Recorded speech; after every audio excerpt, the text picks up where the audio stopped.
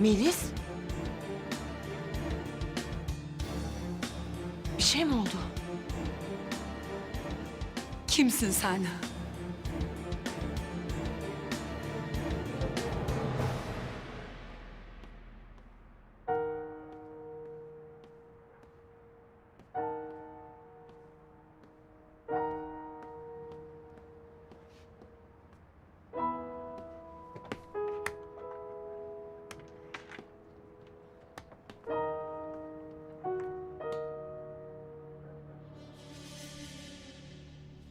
Sana soruyorum, kimsin sen? Sen Zeynep Şanlı değilsin.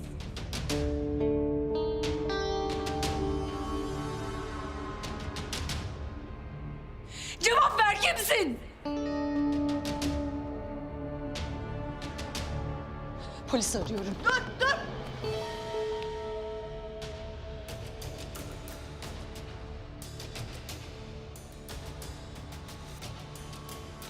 Aramana gerek yok.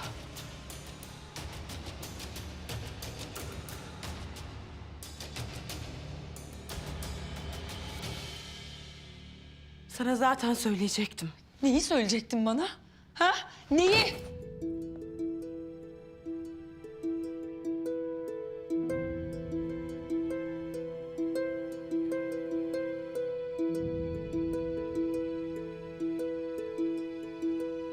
Bu sırrı saklamanın bir anlamı yok.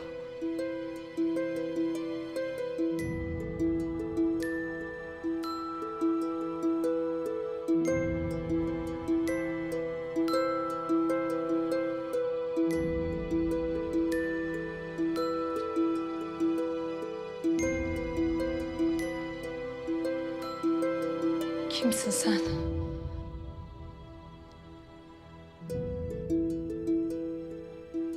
Melis.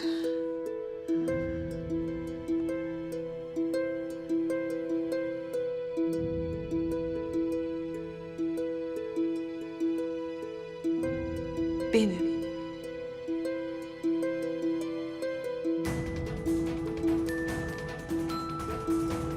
Zehra.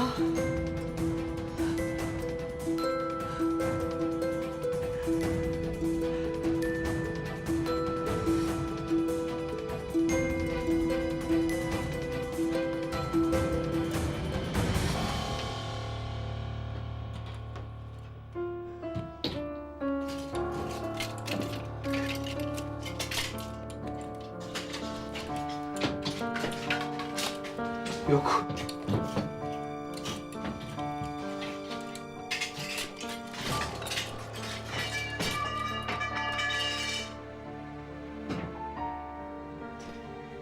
Nesin ya? Bu Zehra'nın günlüğü. Bu günlüğün burada ne işi var? 2 yıl önce kaybolmuştu. Hayır. Sen Zehra olamazsın. Bu imkansız. Sen Zehra değilsin. Biliyorum.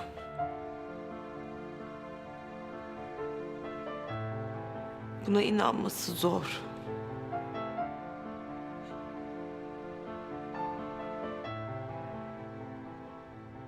Yüzüm değişti.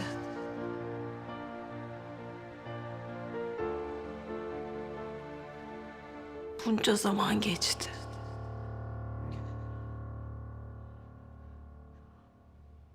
Ama gerçek bu. Ben Zehra'yım.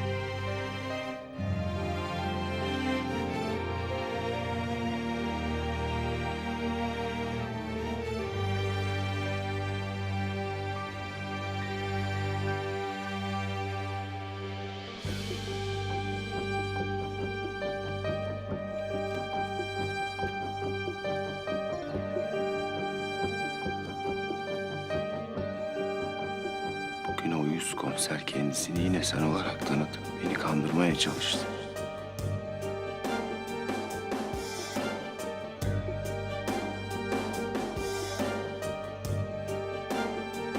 Merak etme sevgilim, o uyuz komisere yakalanacak değilim. Sen huzur içinde kalbimde uyumaya devam et. Sevgilin Zehra'yı kimse incitmeyecek.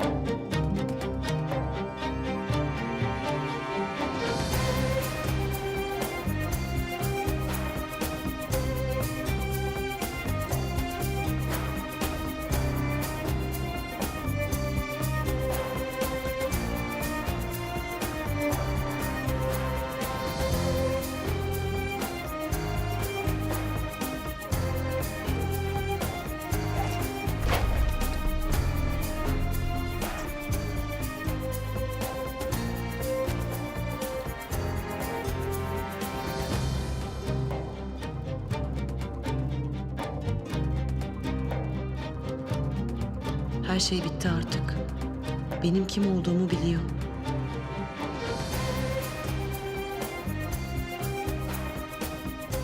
İyi de bu adam neden ağlıyor ki?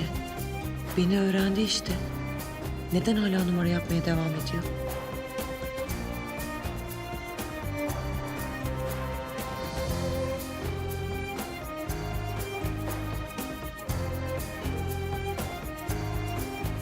Zehra. Hala bana oyun oynuyor. Burada daha fazla duramam. Kaçmam lazım.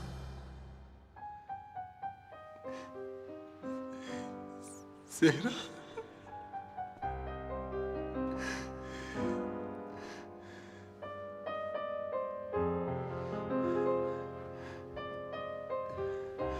Kendini benden neden gizledin?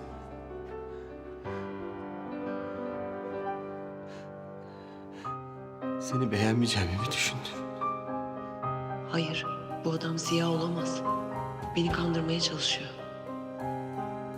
Ben seni hep sevdim.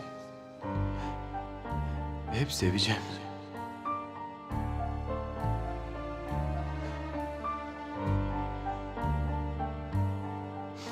Bir de asla ayrılmayacağız.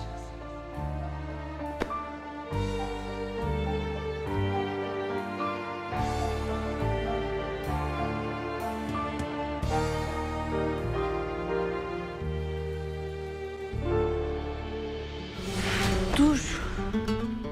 Gitme ne olur.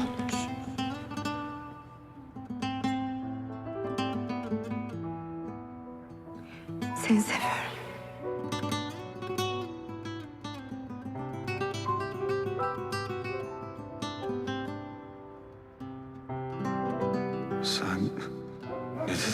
dedin?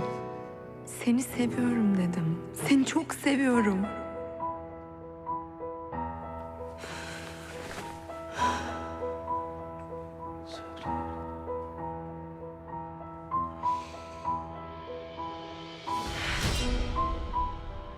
Siyah.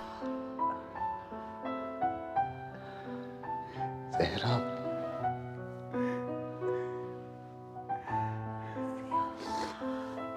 Ah, benim Zehra. Benim Zehra.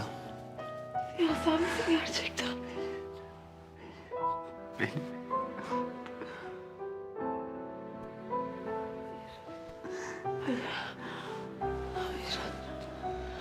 Hayır sen Ziya olamazsın. Ziya öldü. Sen yalan söylüyorsun.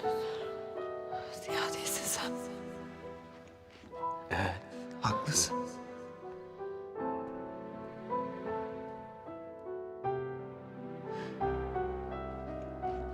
İki yıl önce seni kurtaramadım. İşte o gece öldüm ben.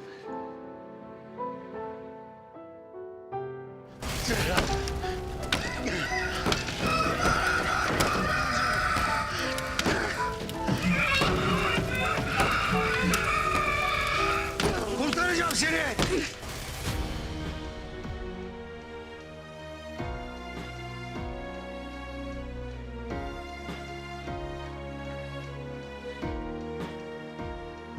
Seni kurtaramadığım için 2 yıl boyunca her gün öldüm ben Zehra.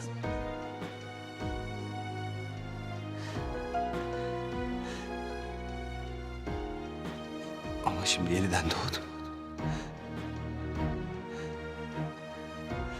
Seni bir daha asla bırakmayacağım.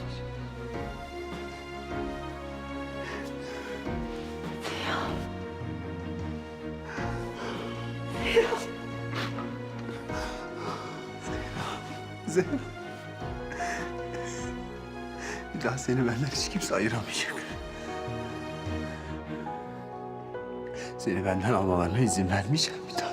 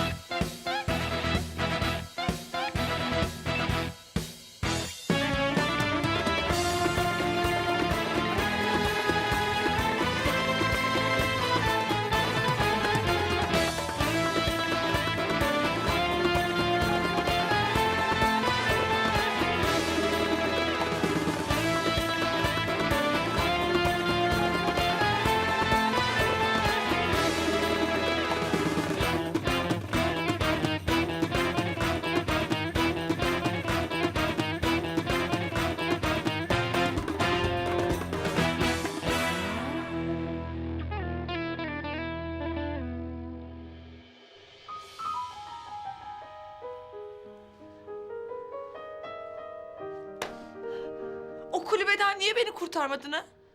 Ya senin yüzünden yüzümü değiştirmek zorunda kaldım ben.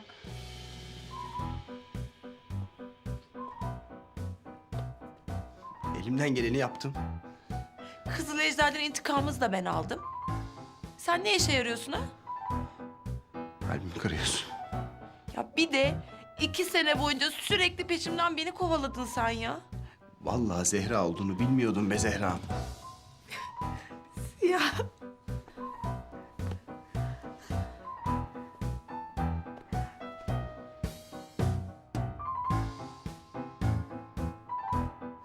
Zehra.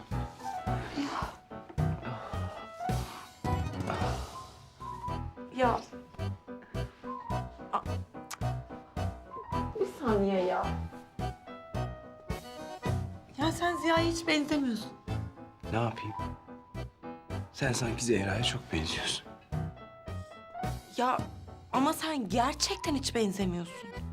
Yoksa yeni yüzümü beğenmediğini mi ima ediyorsun? Ha, yok yok onu demek istemedim. Ama ne bileyim. Artık benden hoşlanmıyor musun yoksa? Ya olur mu öyle şey? Ben Ziya'dan hep hoşlanmışımdır.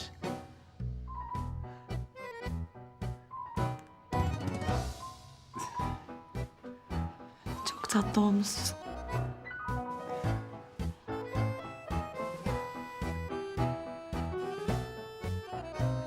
Ya ama insan birazcık benzer yani. Ama yeter. Yeter yani gel şuraya. Allah Allah. Amma uzattın he. Benzemiyorsan benzemiyorum. Kertenkeleyim ben işte. Niye üstüme geliyorsun ki bu kadar? Ya tamam kızma. Hayır yani. Biz senin yeni tipin hakkında bir şey söyledik mi? Bir saniye. Ne varmış benim yeni tipimde? Ne yok ki? Ne dedin sen? Ya şaka yaptım. Çok tatlı olmuşsun dedim. Çok tatlı. Yalan söyleme. Doğruyu söyle. Yeni yüzümü beğenmedin mi? Ama ne önemi var ki sanki tipin ya? Amma da taktın he. Ben senin yüzünü değil ki kalbini seviyorum. Kalbini. He, kalbimi sevdin ama yüzümü sevmedin. Yok bir tanem o anlamda değil ya. Ha, sen Didem'in yüzünü seviyorsun. Kim? Didem. Ne alakası var ya? Ya yüzümü değiştirdim diye beni aldatmak zorunda mıydın ya? Ne diyorsun Zehra ya? Oysa ki ben yüzümü değiştirdikten sonra tek bir erkeğe bile bakmadım. Ben de hiçbir kadına bakmadım.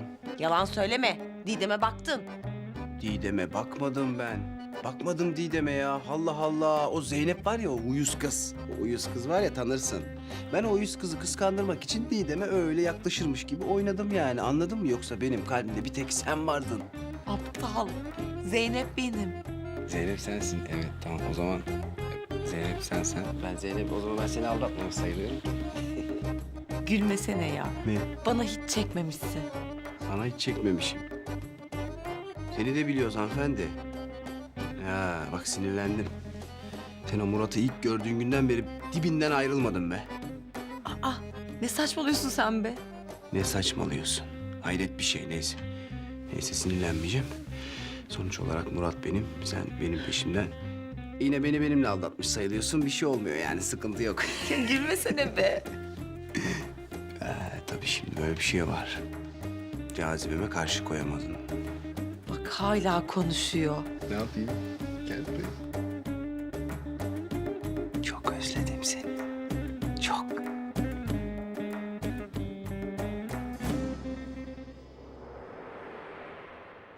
Gizem. Ölmek istemiyorum Hicabi.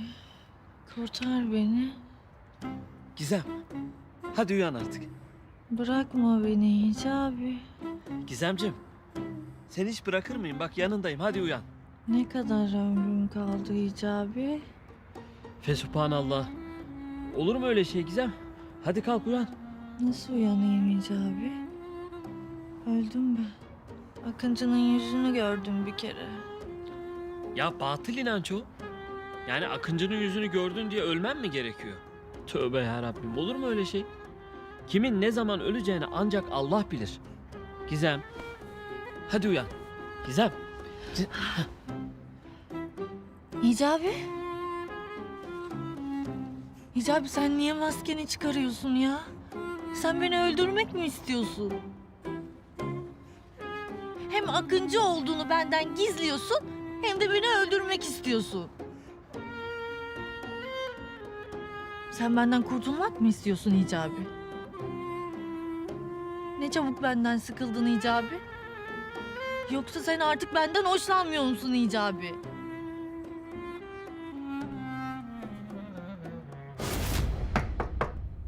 Zeynepciğim. Müsait misin? Yılmaz bu. Olmaz. Ne işi var bunun burada? Ya adam burada yaşıyor. Ne işi olsun? Zeynepciğim, müsait misin? Seninle bir şey konuşacağım. Çok önemli. Zeynep. Zeynepciğim mi? Bak Zeynepciğim diyor ya. Ben onu mahvederim ha. Çabuk müsait değilim de çabuk. Çabuk gebertirim onu bak. Yılmaz'cığım şu anda hiç müsait değilim. Biraz işim var benim. İşin mi? Ne işin ya? Ben şey yapayım, yardımcı olayım. Bakayım nedir ya? Geleyim bir. Saklanma. Nereye saklan? Şu perdenin arkasına gel. Hadi.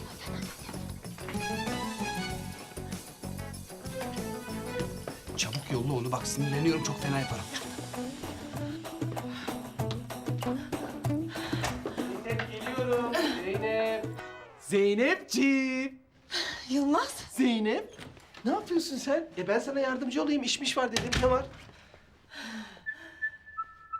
Wow. Burası bayağı bir dağınık. Sen bu kadar dağınık mıydın ya? Neyse. Ben yardımcı olayım sana. Ben çok hamaratımdır Zeynep. Hemen ortalığı toplarım. Yok yok gerek yok Yılmaz. Hayır, ısrar ediyorum lütfen. Ya gerçekten ben hallederim Yılmaz'cığım. Gerek yok. Yok, vallahi toparlayayım ortalığı. Ben dayanamam ya. Sen de yorulma. Hemen halledivereyim burayı. Ne yapıyor bu manyak ya? Ulan defol git sevgilimin odasından. Yılmaz'cığım sen de konuşacaktın benimle. Ha evet. Zeynep, öncelikle bu gece olanlar için ben senden özür diliyorum. Yani gerçekten çok utanıyorum. Karşında böyle dururken bile utancımdan duramıyorum. Yani ben nasıl bu oyuna geldim anlamakta zorluk çekiyorum. Hep Murat, hep Murat. İnanır mısın? Bütün olaylar hep Murat'ın başının altından çıktı. Yılmaz'cığım bu gece ne oldu?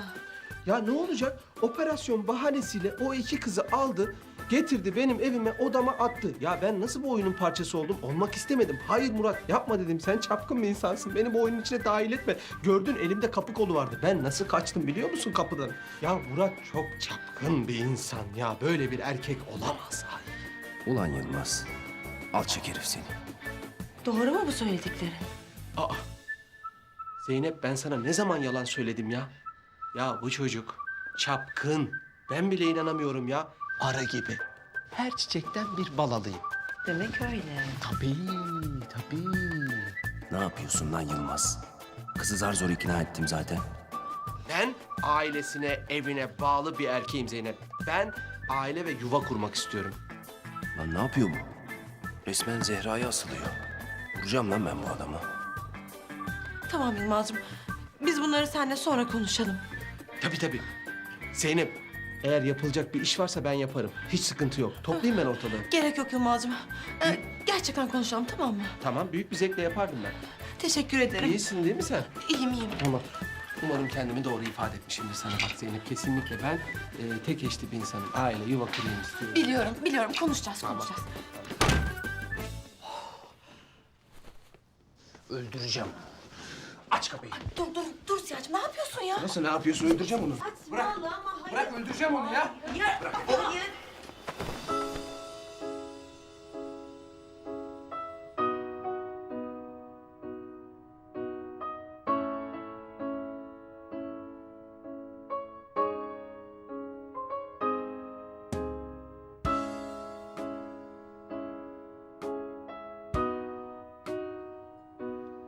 Canım. Seni çok özledim. Seni çok özledim.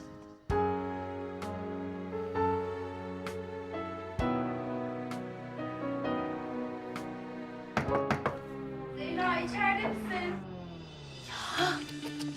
Melisa. Evet. Sırası mı abi şimdi ya? Allah Allah çabuk meşgulüm de şuna. Melis'ciğim meşgulüm şu anda. Birazdan konuşalım mı? Zehra seninle konuşmam lazım lütfen. Yani ne olabilir ki bu kadar önemli konuşacak? Konuşmam lazım ya. Bir dakika. Sana Zehra mı dedi? Ben mi yanlış duydum? Ya Ziya'cığım Melis benim Zehra olduğumu biliyor. Biliyor mu? Ya söylemek zorunda kaldım. Söylemek zorunda kaldım. Hayır ona söylemek zorunda kaldım, bana söylemek zorunda kalmadın değil mi? Önce ona söyledi sonra ben öğrendim değil mi? Başka kim biliyor acaba benden önce? He? Şu meczup Azmi Bey de biliyor mu acaba benden önce? Ya saçmalama Ziya. Zehra! Hadi sen saklan bir yere lütfen. Üf, ne bileyim ya. Altına mı girdin? Dolma. Hadi. Hadi Ziya hadi. Çabuk atlat onu.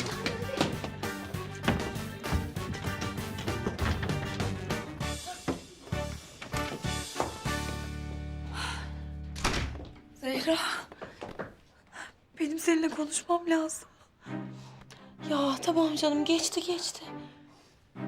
Zehra, lütfen ne olur bana her şeyi anlat.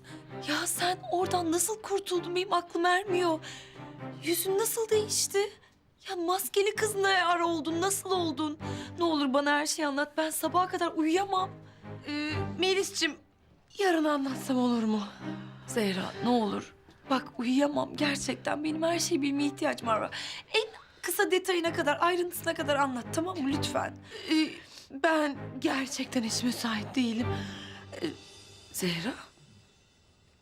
Zehra bu odanın hali ne böyle? Sen hiç böyle bir insan değildin. Aa, bak şunları toplayalım birlikte. Sonra bana anlatacaksın tamam mı her şeyi? Ya, gerek yok, ben yaparım. Sen de bir ses duydun mu? Yo duymadım. Ah, dışarıdan gelmişti. Çok ses var dışarıda.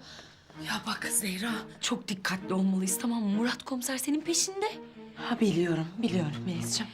Ya adam inatçının teki çıktı sürekli maskeli kızı soruyor. Ya aynı rahmetli Ünsal eniştemiz gibi. O nasıl kafayı kertenkeleye taktı? Bu da maskeli kıza taktı. Biliyorum. Murat gerçekten onun kafası hiç iyi değil, biliyorum Melis'ciğim. Tamam ama yine de çok dikkatli olalım tamam mı? Her an karşımıza çıkabilir. Melis'ciğim, ben toplarım. Ya tamam ben bunları koyayım dolaba sen şu arkadakileri topla hadi. Melis'ciğim, gitme. Dolaba gitme, dolaba gitme. Ya topla işte onları hadi. Açma.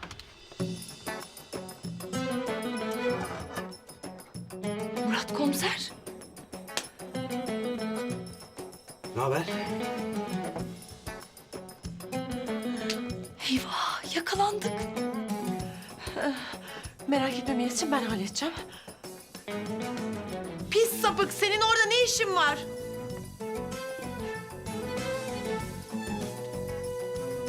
Sapık mı? Sen benim dolabıma gizlenip de ne yapmayı amaçlıyorsun pis sapık? Gizlenip mi? İyi de dolabına beni sen soktun ya. Ya bir de iftira atıyor ya, sapığa bak sen. Sapık mı? Bir dakika ya. Bir dakika olmaz öyle. Sen soktun beni odana. Dolabının içine de sen soktun, odana da sen soktun. Ya bir saniye ya ne oluyor burada? Ya Zeynep'ciğim Murat komiser ne diyor? Gerçekten o dolaba sen mi soktun? İftira atıyor Melis'ciğim. Vallahi iftira değil Melis. O dolaba gir dedi, ben de girdim dolaba. Nasıl ya? Zeynep gerçekten Murat komiseri dolaba sen mi soktun? Ya Melis'ciğim, bana inanmıyorsun da şu adama mı inanıyorsun? Allah aşkına şunun tipine bak, hiç güvenilir bir adam mı bu? Vay be. Demek şimdi böyle oldu ha? Az önce seni çok özledim diyordun bana.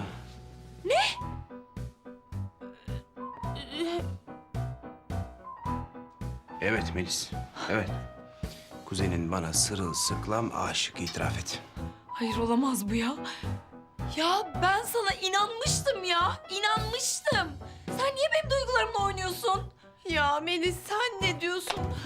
Sen Zehra değilsin. Zehra olsaydın başka bir adamla bir işin olmazdı senin. Seni Yılmaz komisere şikayet edeceğim. Dur Melis'ciğim, ne olur dur. Ben sana her şeyi anlatacağım. Ya daha ne anlatacaksın ya? Her şey ortada işte.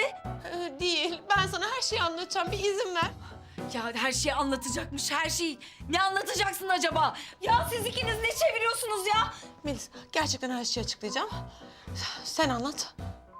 Yok, sen anlat. Ya senin anlatman daha doğru olur. Hayır, senin kuzenin senin anlatman daha doğru olur. Lütfen hadi.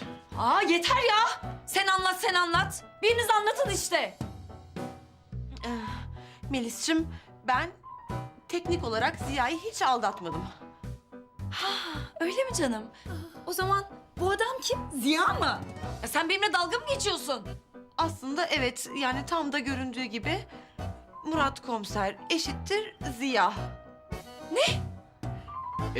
Evet Melis'ciğim, Ziya ben. Merhaba, nasılsın? Pardon. Merhaba. Ne haber? Siz benimle dalga mı geçiyorsunuz?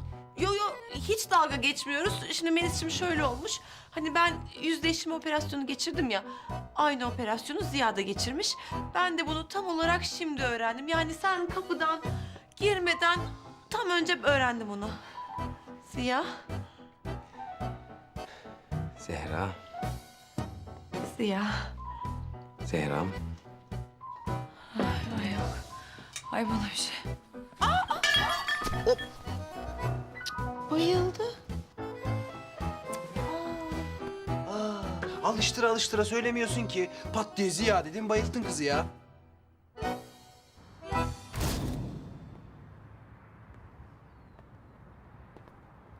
Dediğim gibi Hicabi.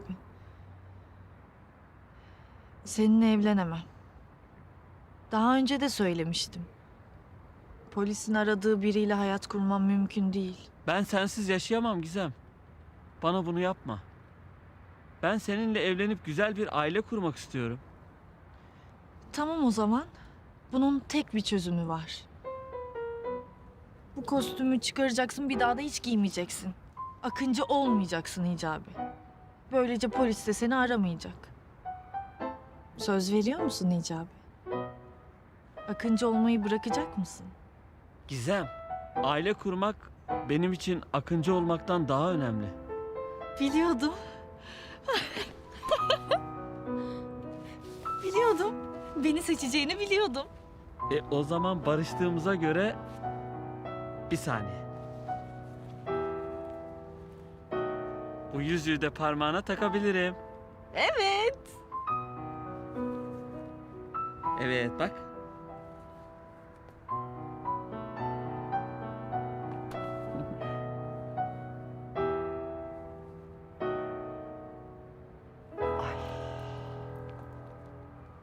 Ay bu deli Kenan damadıma bir şey yaparsa ben ne yaparım? Ay damadım başına bir şeyler gelirse, bir fenalık yaparsa ben yaşayamam.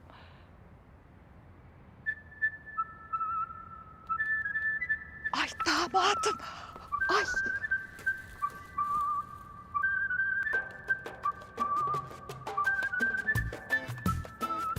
Bir daha hiç ayrılmayacağız değil mi sevgilim? Hiç ayrılmayacağız sevgilim. Ay. Görüyor musun sen? Sonunda benim kızım da anladı Akıncı'nın doğru kişi olduğunu. Ay, Allah'ım sana çok şükür olsun ya Rabbim. Kızım Hicabi'yi değil, Akıncı'yı seviyor. Ya Hicabi. Hadi çıkar şu maskeni. Bir gören olmasın Gizem. Hadi Hicabi çıkar şu maskeyi. Akıncı falan olmayı da bırak. Ay niye Akıncı olmayacakmış ki damadım yani? Ay bu benim kız çok alem. Ay, neyse canım. Ben sonra damadımla konuşur onu bir güzel ikna ederim. Beni de hiç kırmaz. Ya hadi çıkar. Bir daha da takma.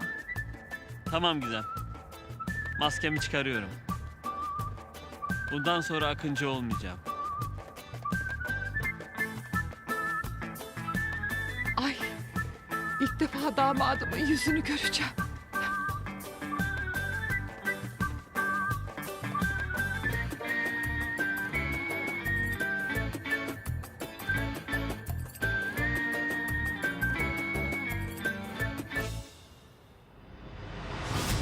Damadım. Ay hayır olamaz. Yani bu müezzin Akıncı olamaz. Ay hayır. Hayır. Hadi hemen evlenelim Hicabi. Ay. Kızımın o müezzinle evlenmesine asla izin vermeyeceğim.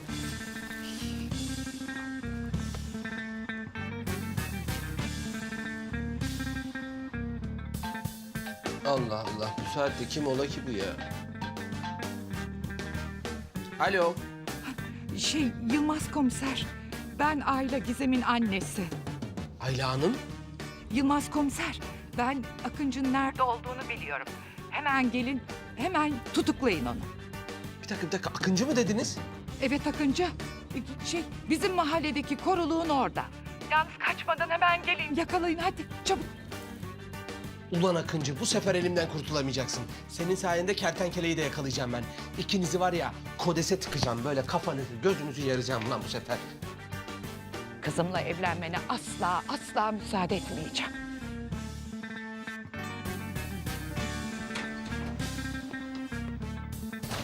Alo İsmet, dinle beni kardeşim. Bu eski Pınar Mahallesi var ya, Akıncı'nın orada olduğuna dair ihbar geldi. Kardeşim bak, sen ekipleri oraya hızlıca yolla. Ben de hemen geliyorum. İsmet, dikkat edin ha. Hadi kardeşim. Hadi Melis. Ay Başarabilirsin. Melis'ciğim iyi misin? Ya ben de akıl mı bıraktınız ya? Bana bakın. Siz ikiniz beni kandırmıyorsunuz değil mi? Ya haklısın, her şeyi çok hızlı öğrendin. Melis'ciğim, istersen seni odana götüreyim ha? Melis, bu öğrendiklerini kimseyle paylaşmazsın değil mi? Ya ben ne öğrendim ki? Sen Zehra, sen de Ziya'sın öyle mi? Buna kim inanır ki?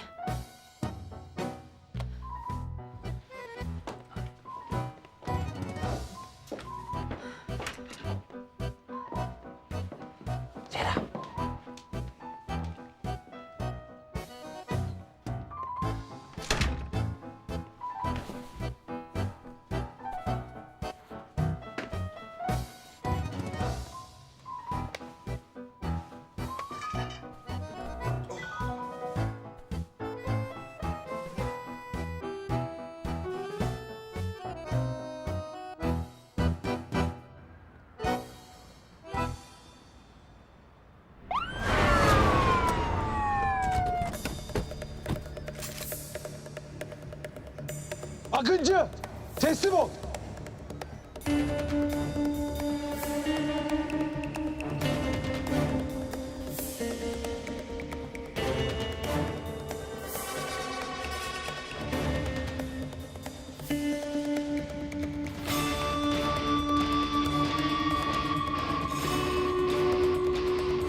Hicabi. Korkma güzel. Akıncı! Yüzünü dön!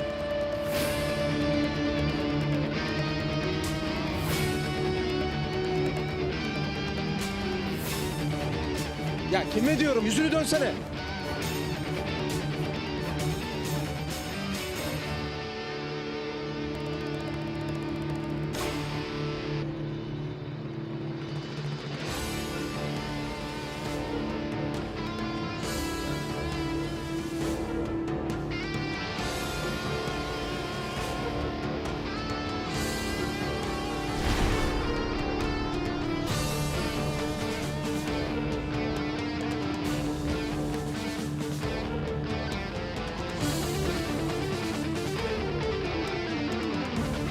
Hicabi?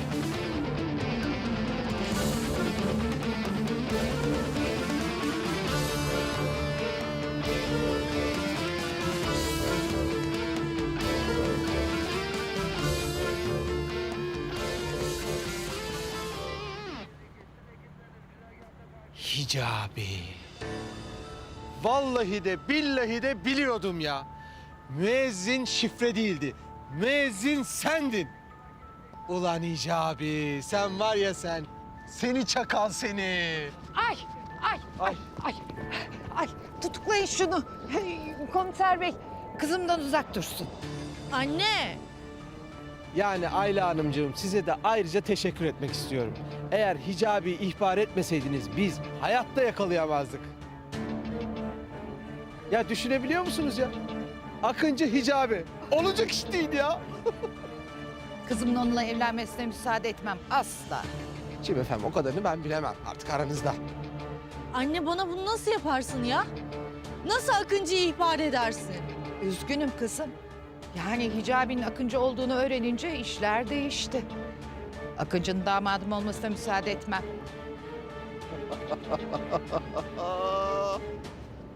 Hicabi efendi.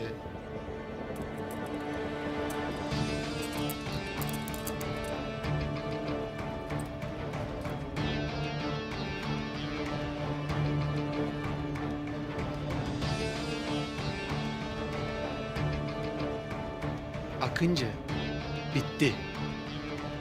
Oyun bitti. Final. Buraya kadar. Bırak. Hadi abi. Hadi abi. Götürün bunu. Hadi abi. Hadi. Hadi Akıncı. Ya hadi. Hadi abi.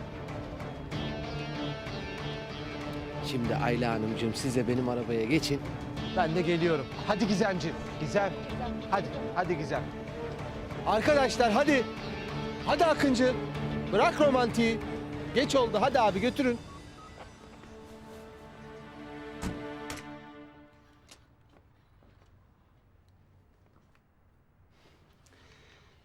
Beni çok beklettin. Aa. Sen ne yapıyorsun burada? Ne yapayım seni bekliyorum. Ay gel bakayım sen şöyle buraya birazcık. Kapıyı kilitleyelim artık. Yeter çok sıkıldım. Sabahtan beri yani anladın sen. Oldu mu? Oldu tabii gel. Gel.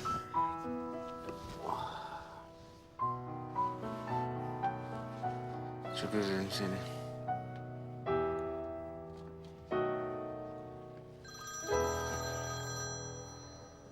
Allah'ım ya Rabbim sırası mı şimdi ya?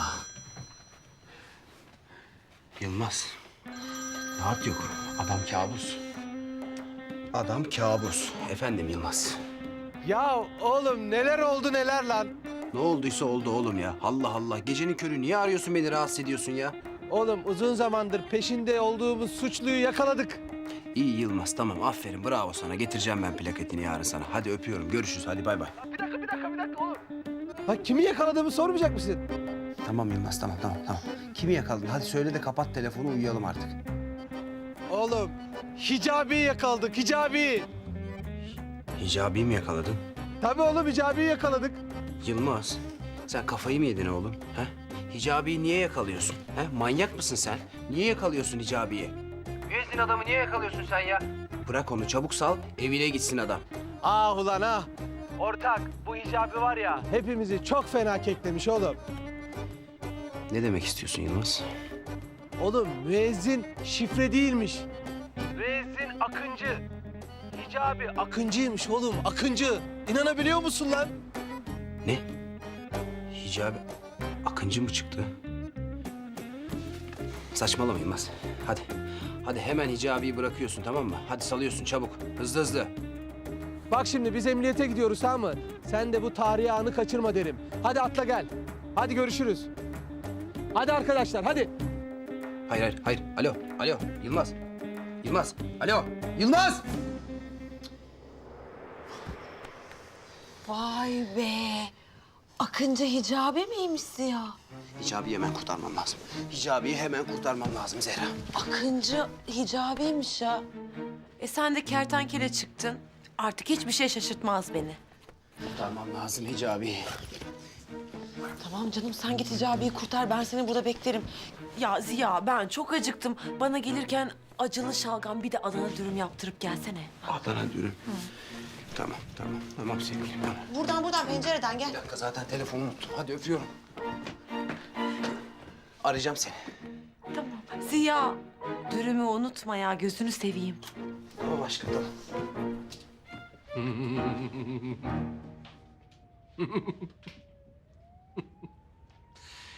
Ne oldu Akıncı? Öyle oturuyorsun orada. Nasıl yakaladım ama seni? Tam böyle aksiyonun içinde ensene bindim. Ayla Hanım. Vallahi size de teşekkür ederim. İhbarınız olmasaydı ben Akıncı'yı yakalayamazdım yani. Ay rica ederim Yılmaz komiser. Tek isteğim kızım Hicabi ile evlenmesin. Ben başka hiçbir şey istemiyorum. Hiç endişelenmeyin. En az 20 yıl yer Akıncı. Merak etmeyin Ayla Hanım. Biz Akıncı'yı içeri tıkınca İzem de onu unutur yani. Unutur. Hicabi'yi asla unutmayacağım. Asla. Hicabi. Ne oluyor burada ya? Murat ne olur kurtar Hicabi'mi. Nasıl Hicabi'yi neden kelepçeledin? Kafayı mı yedin oğlum sen? Oğlum ne diyorsun lan? Ne Hicabisi? Akıncı işte. Yakaladık Akıncı'yı. Görmüyor musun? Oğlum sen kafayı mı yedin? Çabuk çöz Hicabi'nin ellerini. Nasıl akılcı değil lan? Kör müsün oğlum? Akıncı işte burada oturuyor. Görgü tanıklarımız da var. Sor. Ayla Hanım buyurun. Yani ben kulaklarımla duydum. Kızımla konuşurken ben Akıncıyım dedi. Yanlış duymuşsun anneciğim. Ben öyle bir şey hatırlamıyorum. Bak. Gördün işte Yılmaz. Yanlış bir anlaşılma var burada. Hadi çöz. Hadi abicim çöz Hicabi'nin ellerini hadi. Çünkü elinde hiçbir delil yok. Ayla Hanım'ın şahitlerini de kullanamayız tamam mı? Çünkü Ayla Hanım kızının Akıncı ile evlenmesini istemediği için yalan söylüyor. Yalan söylediği için de Gizem'le Hicabi evlenemez. Ayırmak istiyor onları. Evet. Annem hep uydurur zaten. Niye uyduracağım canım? Siz ikiniz kendi aranızda konuşuyordunuz ya hani. Kuruluğun oralarda. Ne konuşmuşuz? Hicabi Akıncı değil, tamam mı? Ne demek Akıncı değil lan? Kardeşim. Şş, sen Akıncı değil misin? Delikanlı gibi söyle. Hadi Hicabi. Akıncı olmadığını söyle de hadi gidelim buradan. Nereye bakıyor?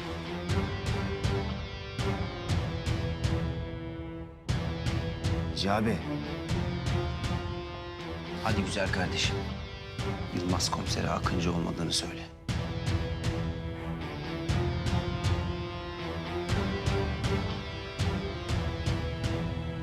Hadi sen Hicabi.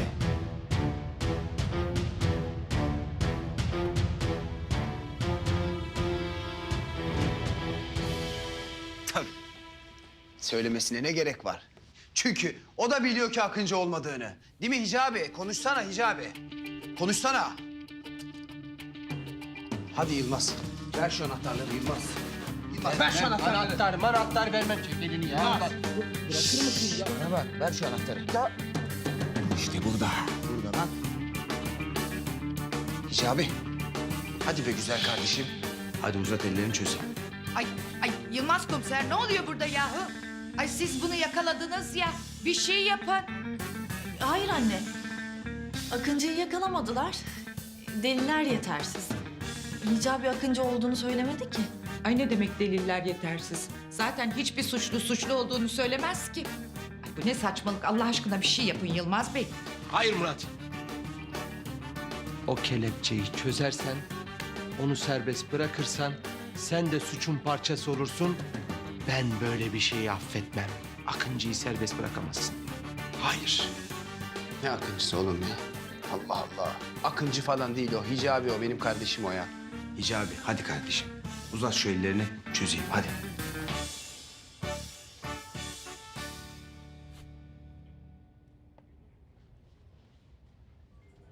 Uzatmam. Ne demek uzatmam ya? Hadi uzat şu ellerini. Akıncı ne olursa olsun yalan söylemez.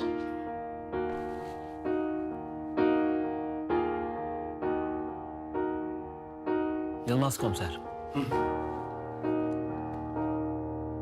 Akıncı benim. İşte bu! İşte bu, işte bu. Ben yakaladım Akıncı'yı, ben yakaladım canım. İnanır mısın? Biliyordum.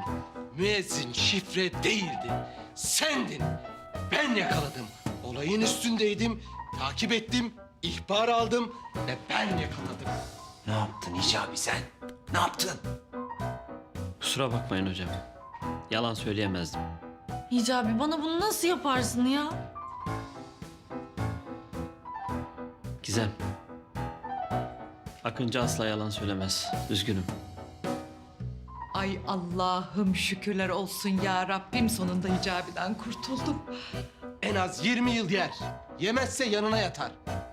Oh, umarım diyette değilsindir. 20 yıl yahu. Ömür yetmez. Hop bir dakika ya. Nasıl 20 yıl ya? Ne yaptınız? Adam mı öldürdü bu ya? En fazla 2 yıl. 2. Ne? 2 yıl mı? Oh be, 20 yıl değil en azından. Sevgilim, sen merak etme. Ben seni 2 yıl beklerim. 2 yıl mı? 2 yıl mı? En az 20 yıl yer ya. Saçmalama ya. Ben hukuk biliyorum. En fazla 2 yıl. 20 yıl. 2 yıl yer en az. 20 yıl yer oğlum. Ulan ben bu işi biliyorsam en fazla 2 yıl yer bu adam. 20 yıl. Ne oluyor burada? Amirim, ben Akıncı'yı yakaladım. Murat yakalayamadığı için çamura yatıyor. Aramızda böyle tatlı bir çekişme var. İşte burada kendisi oturuyor öyle efendi. Hicabi? Ne saçmalıyorsun Yılmaz? Hicabi'den Akıncı mı olur? Amirim Akıncı kendisi. Görgü tanıklarım var. Yeminle diyorum ya Akıncı. Ensesinden yakaladım. Olay mahallinde suç üstünde yakaladım ya. Murat? Doğru mu oğlum bu?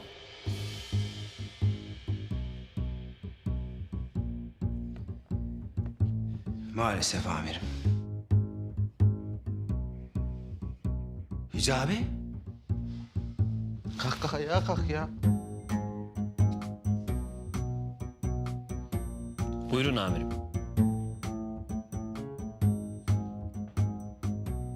Gerçekten de Akıncı sen misin Hicabi? Evet amirim benim. Akıncı. Akıncı kardeşim benim. Akıncı evladım sen bizi yanlış anladın. Bizim derdimiz seni yakalayıp gözaltına almak değildi. Sen bunca zaman bizden boş boşuna kaçıp durdun evladım. Biz seninle sadece tanışmak istedik. Yoksa bizim derdimiz seni yakalayıp kovalamak değildi. Bir dakika amirim, ne yapıyorsunuz siz ya? Ne oluyor burada ya? Suçlu bu adam ya. Yıllarca peşinden koştuk bunun. Gece demedik, gündüz demedik. Kabuslarıma kadar girdi ya. Ne suçlusu Yılmaz? Akıncı bizim kahramanımız.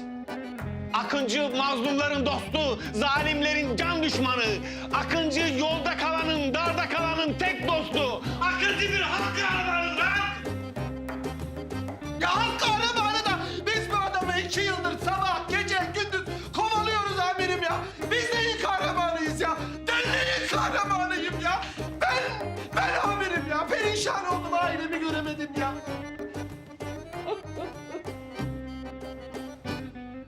Teveccühünüz amirim. Ne teveccühü. Bırak artık bu tevazuyu Hicabi. Sen bizim kahramanımızsın. Maskendeki o hilale kurban olayım senin. Kardeşim.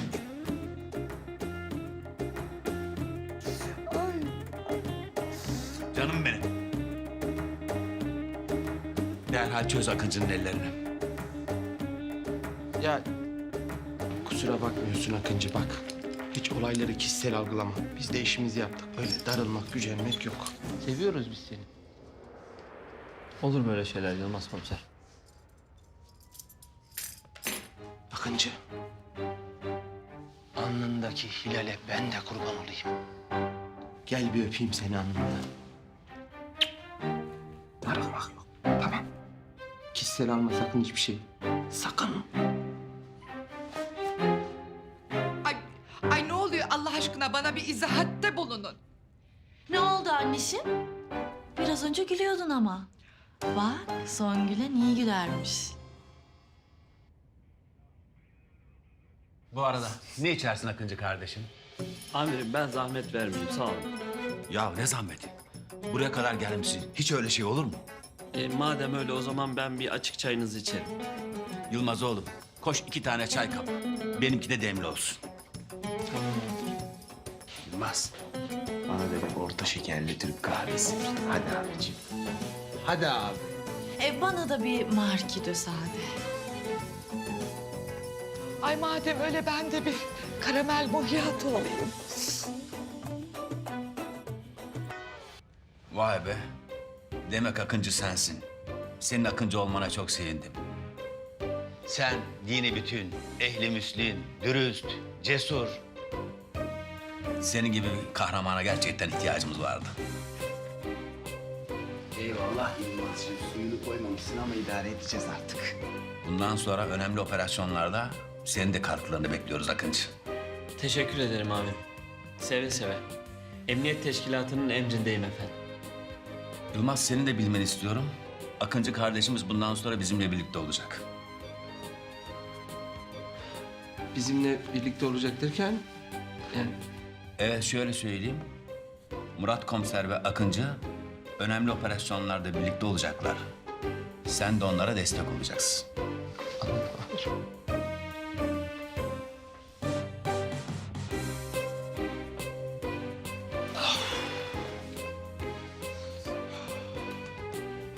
tabii ki amirim, ne demek? Beraber iyi bir takım olacağımıza inanıyorum ben de. Bana böyle bir imkan verdiğiniz için Allah sizden razı olsun amirim. Ne demek Hicabi? Sen bizim veli nimetimizsin. Artık evlenmemizin önünde bir engel kalmadı değil mi Gizemciğim? Madem ki Akıncı olduğunda gözaltına alınmayacaksın. O halde Akıncı olabilirsin Hicabi. Böyle bir damadınız olduğu için gurur duymalısınız Ayla Hanım.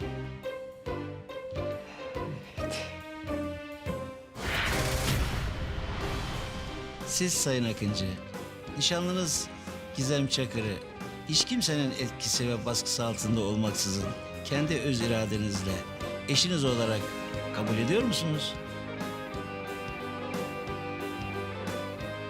Hadi sen evladım.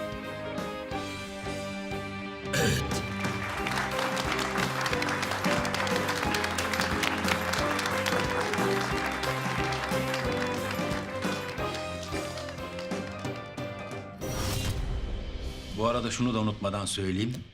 Akıncı'nın kimliği bir devlet sırrıdır. Ve bu odadakiler bu bilgiyi asla hiç kimseyle paylaşmayacaklar. Tabii amirim. Burada olan burada kalır. Çıkmaz. Benden çıkmaz şahsen. Bu aramızda küçük bir sır amirim. Merak etmeyin. Kimseye söylemem. Ay başıma gelenler. İyi o zaman anlaştık. Amirim her şey için teşekkür ederim. Çaylarımızı da içtik. Siz daha fazla rahatsız etmeyelim. Bize müsaade. Estağfurullah Hicabi ne demek? Geç kardeşim, geç.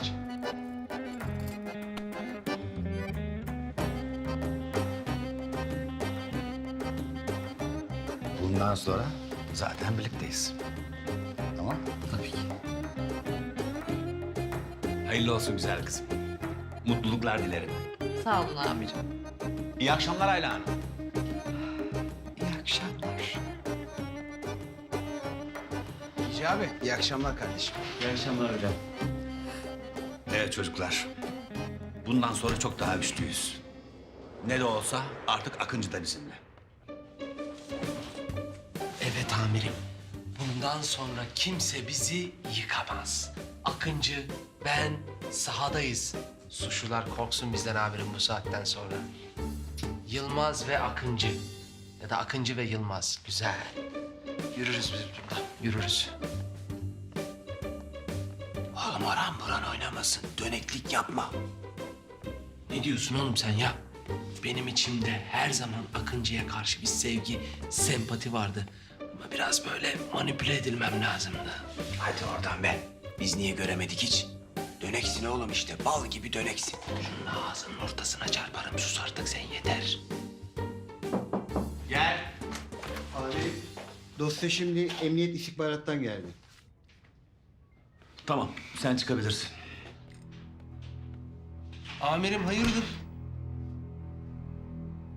İkisi de yaşıyormuş. İkisi de derken? Kertenkele ve Zehra. Olaya bak. Ben biliyordum amirim. Söyledim. Söyledim sana 100 defa. Kimse inanmadı bana amirim. Biliyordum. Olaya bak.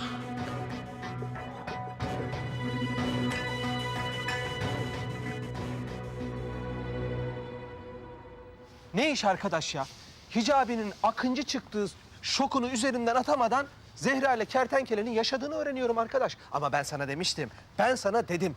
Tamam mı kardeşim? Bu maskeli kız Zehra Şanlı, ay yıldızlı adam da Kertenkele diye. Ama sen bana hiçbir zaman inanmadın. Ya o değil de şimdi emniyet müdürü diyor ki gidin bunları yakalayın getirin. Ya yakalayın getirin en kısa sürede de nasıl yakalayıp getireceğiz? Acaba diyorum ki bu senin müezzin Akıncı bize yardımcı olur mu? Gerçi benimki de soru. Akıncı müezzin niye bize yardımcı olsun? Niye gitsin Ziya Hocası'nı şikayet etsin, ele versin? Nasıl yakalayacağız birader bunları? Yüzlerini de değiştirmişler. Hayır, ikisi birden yüzünü değiştirmiş. Bari birisi yüzünü değiştirmemiş olsaydı o kanal üzerinden giderdik. Şimdi yüzünü acaba komple mi değiştirdi? Kulak mı aynı, burun mu aynı bilmiyorum ki. Komple yüz mü taktılar buna? Oğlum sen niye konuşmuyorsun lan? Emniyetten buraya gelene kadar ağzını bıçak açmadı ya. Neyin var senin oğlum? Ha? İyi misin? Ne diyeyim ki ben sana Yılmaz? Ha? Ne diyeyim? Allah'ım ya Rabbim ya. Sen bana hiçbir şey deme birader. Öyle mal. Olayları ben çözeceğim.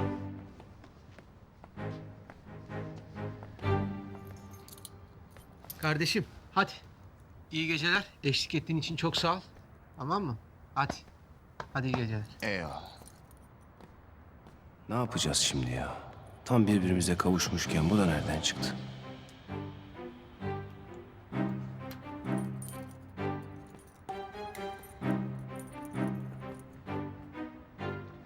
Kardeşim. Geç oldu da hadi. Hadi iyi geceler. Polise yakalanmamalıyız. Yoksa ikimizi de içeri atarlar. Murat. Murat. Murat. Heh, ne oldu? Duymadım ben, anlamadım. Birader, duymazsın çünkü dinlemiyorsun. Kulağın, kafan burada değil. Diyorum ki geç oldu. Evin, yurdun yok mu senin ya? Bas git hadi, geç oldu. Bak yol uzun. Tamam oğlum, gidiyoruz. Yemedik evine ya. Hadi iyi geceler. Hadi iyi geceler Murat, hadi. Oğlum gidiyorum dedim ya. Ya hadi abi, hadi. Bak bana sesini yükseltme, ümüğünü sıkarım seninle. Tamam kardeşim, iyi geceler. Hala üstüne. Hadi abi. Hadi abi. Ulan çakal. Ben bilmiyor muyum senin gelip burada Zeynep'i görmek istediğini? Açar mıyım lan ben sana bu kapıyı? Sabaha kadar nöbet tutacağım.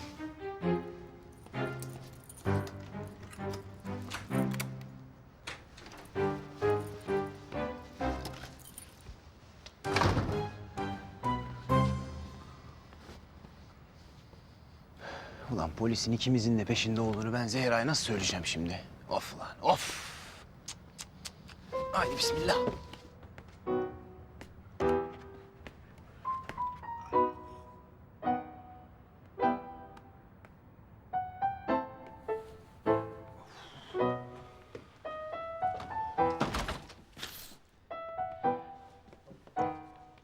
Ne yaptın?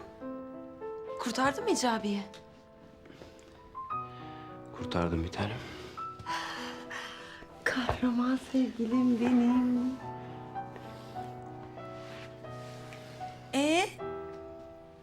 Nerede benim dürümle şalgam?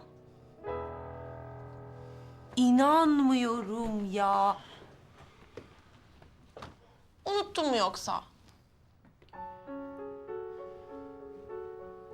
Ne oldu Ziya? Bir şey mi oldu? Zehra, Ne oldu Ziya?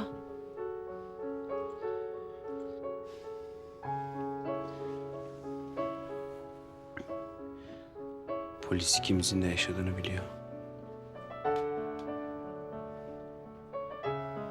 Yılmaz peşimizde.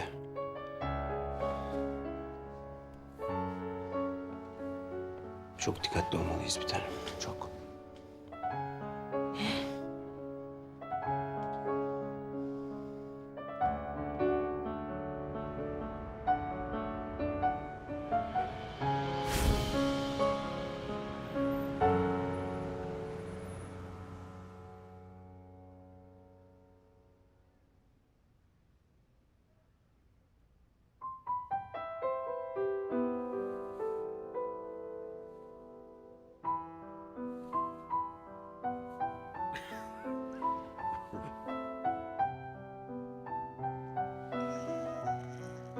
Günaydın Ziya. Günaydın Zehra. Elini tutayım. Heh, tamam. Bak şimdi 48 saat uyurum biliyor musun? Vallahi uyurum.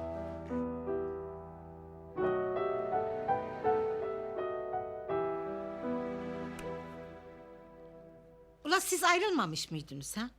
Ne zaman barıştınız da? Yok anneciğim, ne ayrılması? Olur mu öyle şey? Ben Hicabi'siz yaşayamam ki. Kızım. Ha sen ben Akıncı ile evleneceğim demedin mi ha? Bu şimdi yaptığın nedir da? Bu çocuk oyuncağı mıdır? Bir Akıncı ile evleneceğim diyorsun. Bir Hicabi ile evleneceğim diyorsun. Bu nedir da? Ulan oğlum, senin Meryem'e yaptığın reva mıdır ulan? Ha? Üzdün kızı. Ben ne yaptım baba? Elini körünü yaptın. Ulan Süslü Aynan'ın kızı Akıncı ile evlenecekti. Sen de Meryem'le evlenecektin. Ha? Bu kız ne yapacak? Ha? Kızım, üzülme. Bu da gelir geçer. Ha? Ya enişteciğim ne üzülmesi ya? Mutluluktan havalara uçuyorum. Akıncı sonunda bana kaldı. Ne? Ben Akıncı'ya vuruldum teyzeciğim. Bundan sonra Hicabi sadece beşik kertmemdir benim. Akıncı'ya mı vuruldun? Evet teyzeciğim. Ula kızım. Ha biz seninle Hicabi'nin arasını bulmak için bu kadar uğraştık. Boşuna mı uğraştık da? Ay, olur mu öyle şey teyzeciğim ya? Hicabı benim beşik kertmemdir. Dünya ahiret yani. Huy. Hadi kalk. Kalk sarılayım sana. Kalk sarıl. sarılalım gel. Mantıklı. Sana ömür boyu mutluluklar dilerim Gizemciğim. Allah bir yastıkta kocasın inşallah. Amin Jonciğim. Darısı senin başına. Hadi inşallah. Asiye, ha burada neler oluyor? Sami Efendi, vallahi ben hiçbir şey anlamış değilim da. Baba, anne. Hadi herkes mutlu olduğuna göre artık kahvaltı hazırlayalım. Kahvaltıya geçelim ha? Durun. Bir fikrim var. Şimdi hepimiz Zeynep'in kafesine gidelim ve kahvaltıyı orada yapalım. Mantıklı. Olur be kankacığım seni mi kıracağız? Hadi gidelim. Hadi Jonciğim. Hadi. Demek yaşıyor. Biliyordum ya. Yaşadığını biliyordum o sahtekarın. Sahtekar. Sahtekar kertenkele. Sahtekar imam. Gerçek imam benim. Ya baba bir sakin ol Allah aşkına. Yakalayacağız kertenkeleyi. Ya sus, saygısız. Hissediyorum ya. Evet evet. Hissediyorum o buralarda bir yerde. Kokusunu alıyorum onun. Evet evet o buralarda bir yerde. Bunu bir yakalayayım var ya. Anında cezasını keseceğim. Mendebur Bey'in veretsiz, sahtekar. Ya babacığım, hem görsen nasıl tanıyacaksın ki adam suratını değiştirmiş. Konuşma saygısız. Ben hissederim. Ben hissederim. Onun kokusundan, onun kötü enerjisinden hissederim onu.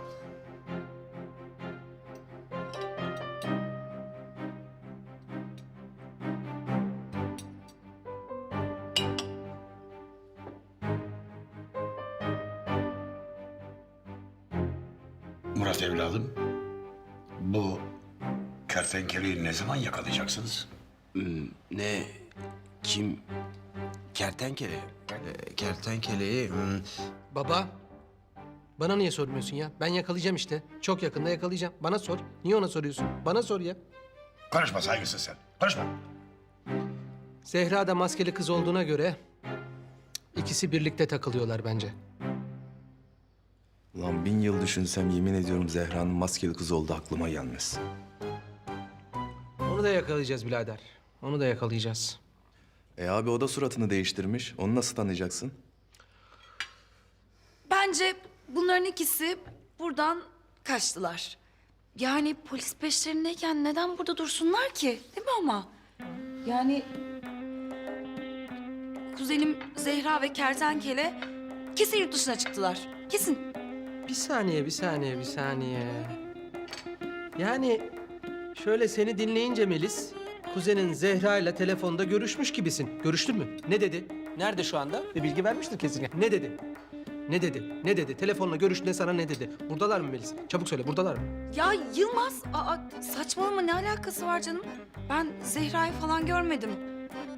Hem görsem nasıl tanıyacağım? Yüzü değişti diyorsunuz. Allah Allah. Melis, beni dinle. Bak, eğer sen de suçluya yardım ediyorsan suçun parçası oldun demektir.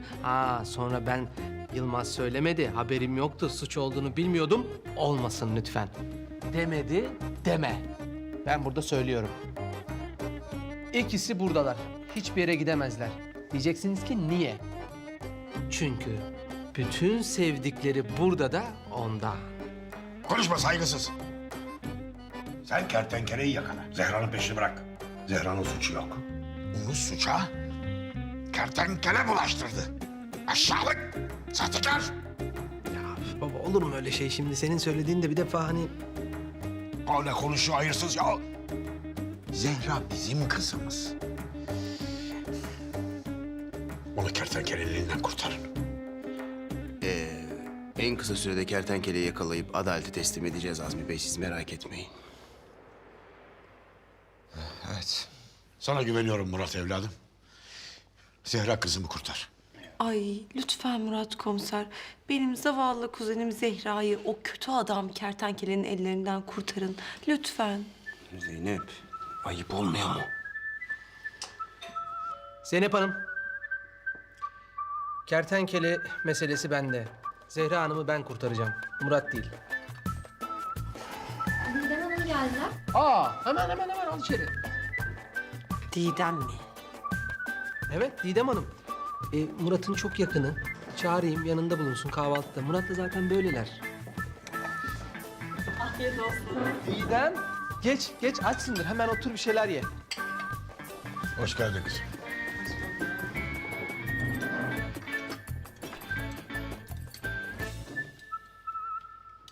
Merhaba Muratcığım. Aa, merhaba Didem. Muratcığım mı? Ha? Oo, Didem, biz de Zehra ve kertenkele ile ilgili konuşuyorduk. Şu Zeynep'in ölen kuzeniyle sevgilisi dedi mi onlar? Ölmemişler. Yaşıyorlarmış. Ve çok yakınımızdalar. Bütün mahalleliye söyledim. Herkes gözünü dört açsın. Sen de Didem. Böyle bir bakarak ol. Tamam mı? Tamam hiç merak etmeyin siz.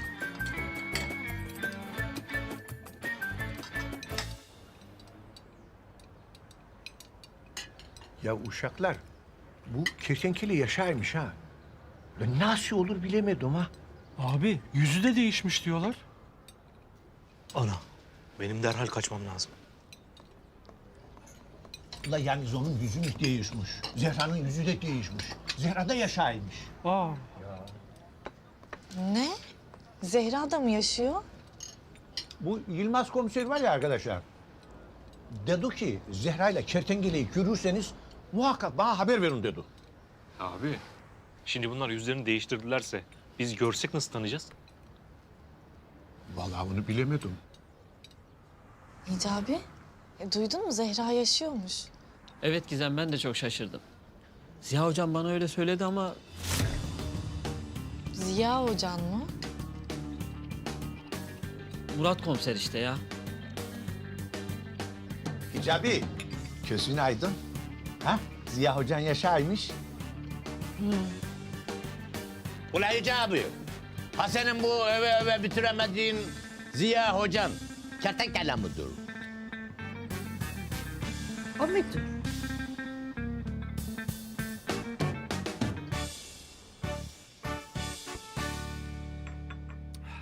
Bizimkiler araştırmışlar Murat.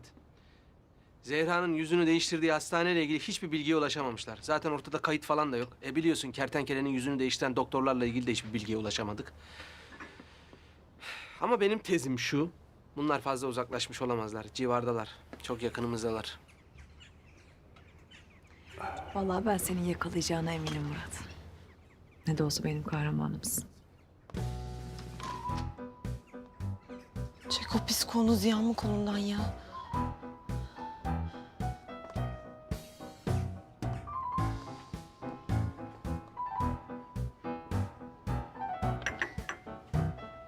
Ya gerçekten birbirinize çok yakışıyorsunuz çocuklar. Evlilik ne zaman? ne saçmalıyorsun? Ne evliliği? Ya Zeynep bunlar var ya birbirlerine çok yakışıyorlar ya. Bence hemen evlenmeliler. Çok geciktirmemeliler yani.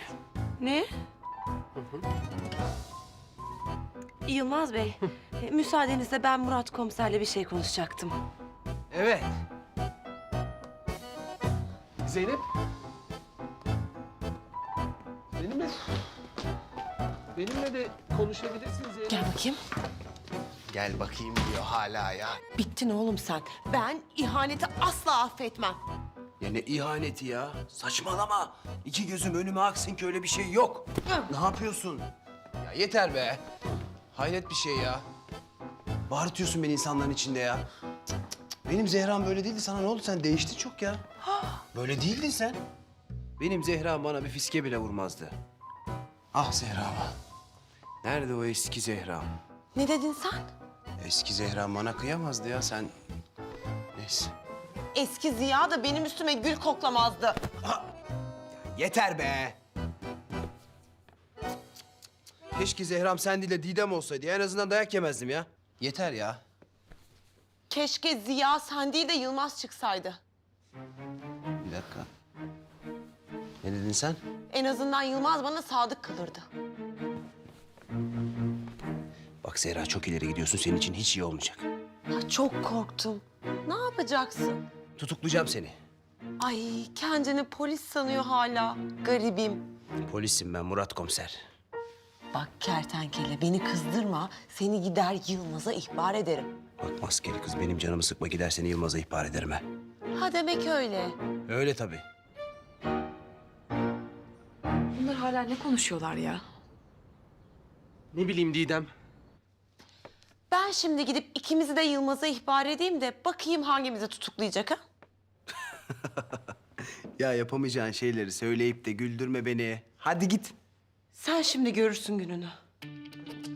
Hadi git bakalım. Gitme. Zehra.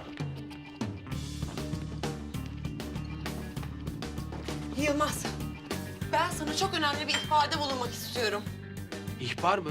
Zeynep ne yapıyorsun çıldırdın mı? Kertenkele var ya, hani şu İstanbul gecelerinin iflah olmaz çapkını. Evet. Çapkın, profesyonel bir suçlu. Ve ben onu ellerimle yakalayıp adalete teslim edeceğim. İhbar nedir? Bu çapkın adam var ya, bu çapkın adam. Zeynep. Sence Evet. Zehra'yı aldatıyor mudur? Ne? Hayır asla. Yani tamam kertenkele suçlu olabilir fakat Zehra'yı aldattığını sanmıyorum yani. Aldatmıyordur. Yılmaz senin burada ne olduğu hakkında bir fikrin var mı? Ya sen sus ya, sinsi. Bilmediğin şeyleri sokma burnuna. Ay bu kadın çok kaba. Biz aynı dilden konuşamıyoruz maalesef. Yılmaz. Zeynep'e söyler misin? Kertenkele Zehra'yı hiçbir zaman aldatmadı. Hatta arkasını dönüp bakmadı bile hiçbir kıza. Yalan söylüyorsun. Yalan söylemiyorum. Pis yalancı. Kertenkele Zehra'yı aldatıyor. Hayır aldatmıyor. Ya arkadaşlar ne oluyor burada? Hiçbir şey anlamıyorum ben ya. Kertenkele pis çapkının teki. Değil. Tamam mı? Kertenkele Sadakat'in adresi. Kertenkeleden nefret ediyorum. Hayır nefret etme. O senin kuzenini çok seviyor. Sevmesin kuzenimi. Sevsin kuzenini. Ya Zeynep, Murat ne oluyor abi?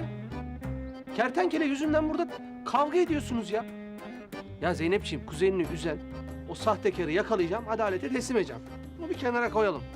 Şimdi senin ihbarın ne? Onu söyle bana. Kertenkeleyle mi ilgili bir durum? İhbar mı? İhbar canım. İhbar? Şey...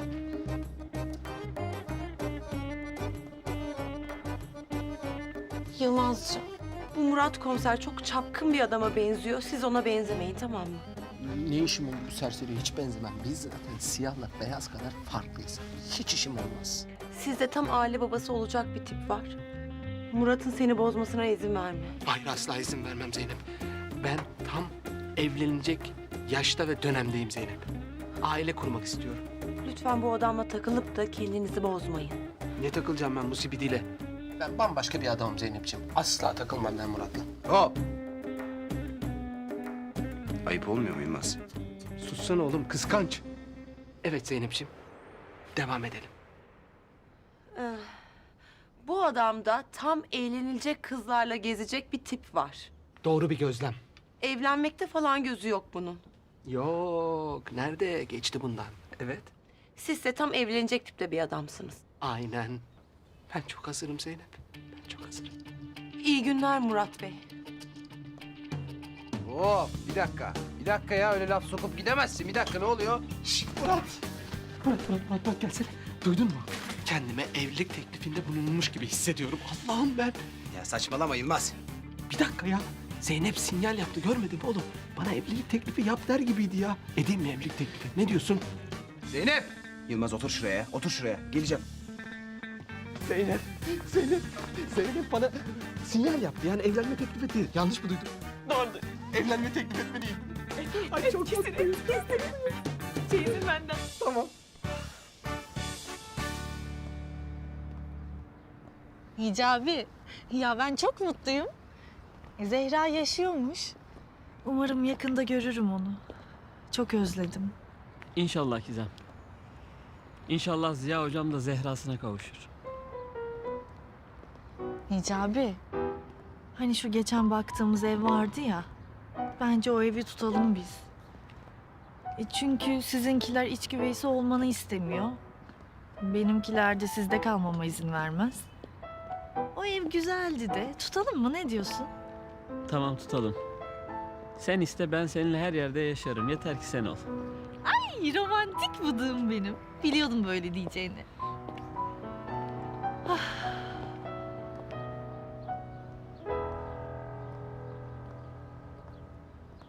Ne güzel.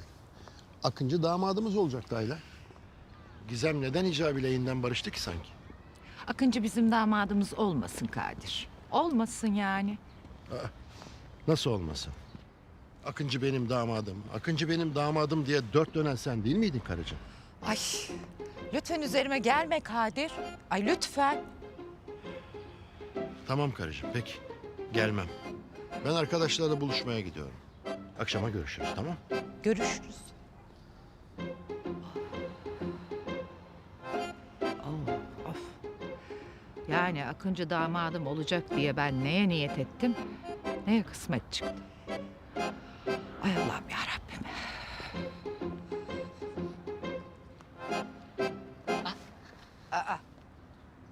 Gizem, sen ne arıyorsun çocuğum burada?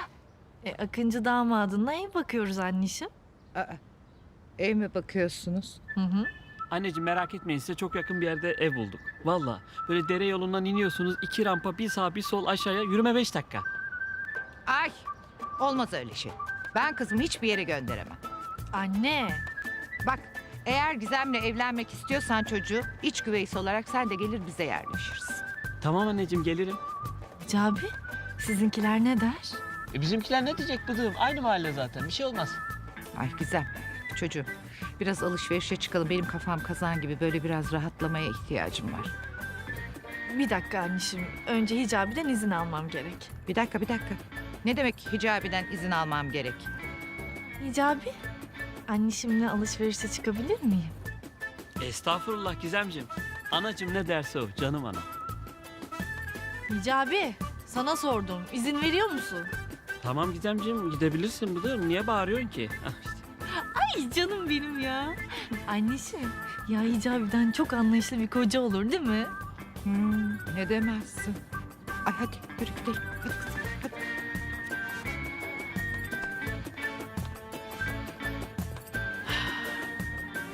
Şükür bugünümüze.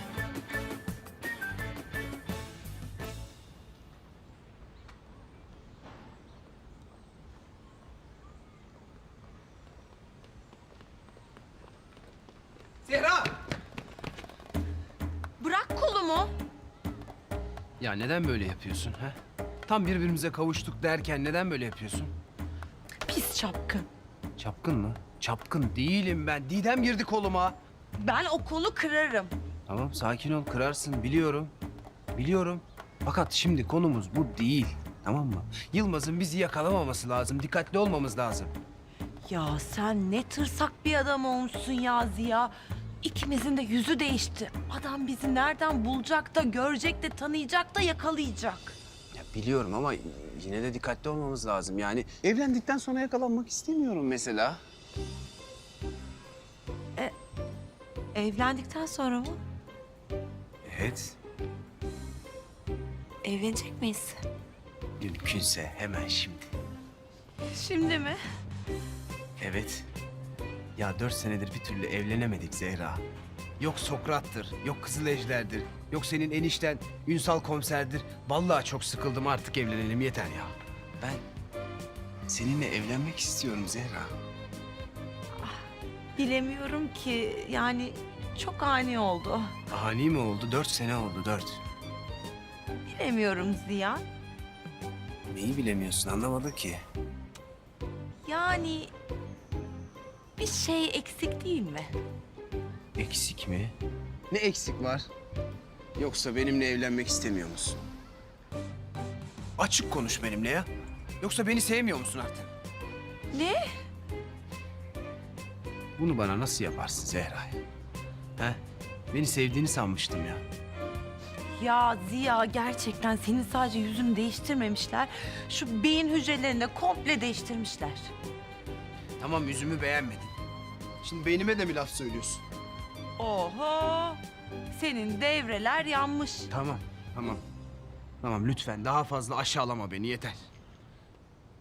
Of Ziya, gerçekten saçmalıyorsun. Suçum neydi ya? Neydi benim suçum? Ben sadece seninle evlenmek istemiştim. Gözyaşlarımı görmeni istemiyorum. Aptal sevgilim. Bak bana. Bir kızla evlenmek istersen ne yaparsın? Ne yaparsın? Şapşal. Ona evlilik teklif edersin. Ettim, etmedim mi? Ettim ya. Etmedin. Etmedim. Hadi şimdi kuyumcuya git. Bana bir tane tek taş yüzük al. Hadi.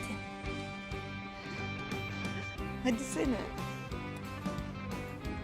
Niye bekliyorsun? Hadi.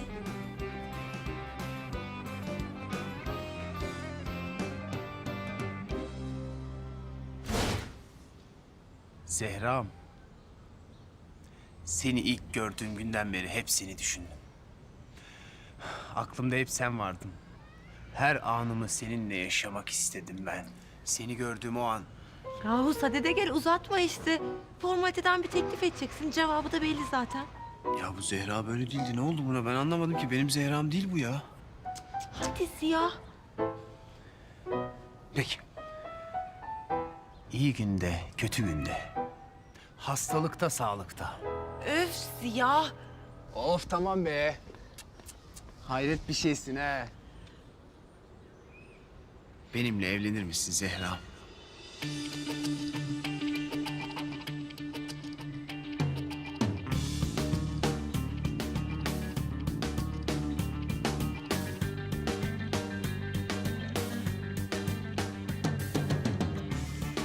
Hayır.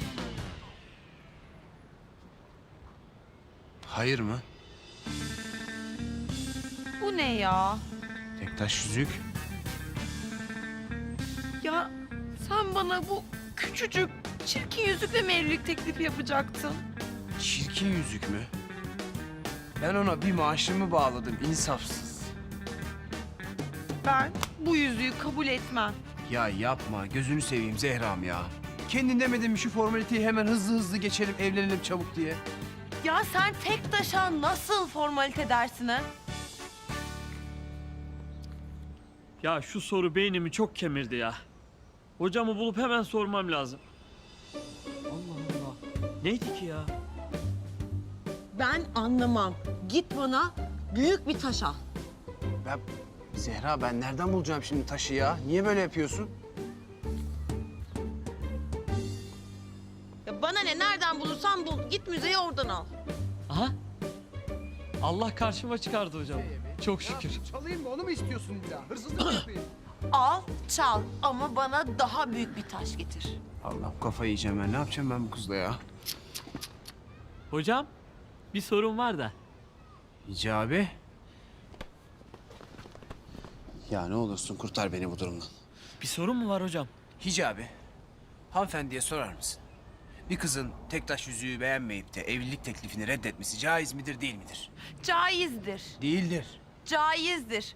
Hicabi, lütfen şu Ziya Hoca'ya sorar mısın sen?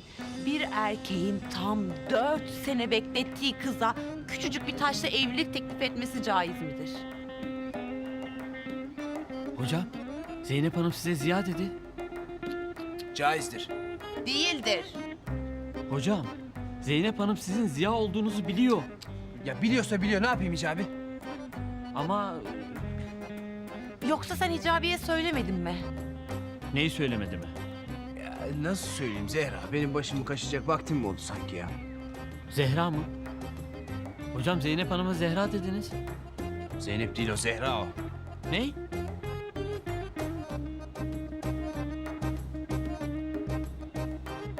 Ya bak gördün mü? Hicabi bile seni tanımadı. Karakterin değişmiş senin. Sen taktın tek taşla tek taş ya. Ben anlamadım ki seni. Sen ne oldu sana böyle? Ah Hicabi, asıl senin bu Ziya Hocan bir değişmiş sorma. Ah Hicabi, sabahtan beri çektiklerimi bir bilsen var ya, vallahi acırdın bana. Şuracıkta ağlardık, gözyaşları içinde kalırdık. Ben anlamam. Akşama bana daha büyük, daha güzel bir tek taş buluyorsun.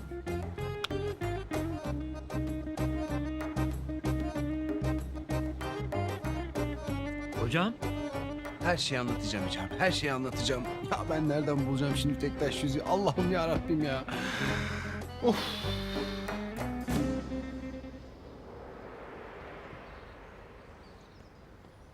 Semih!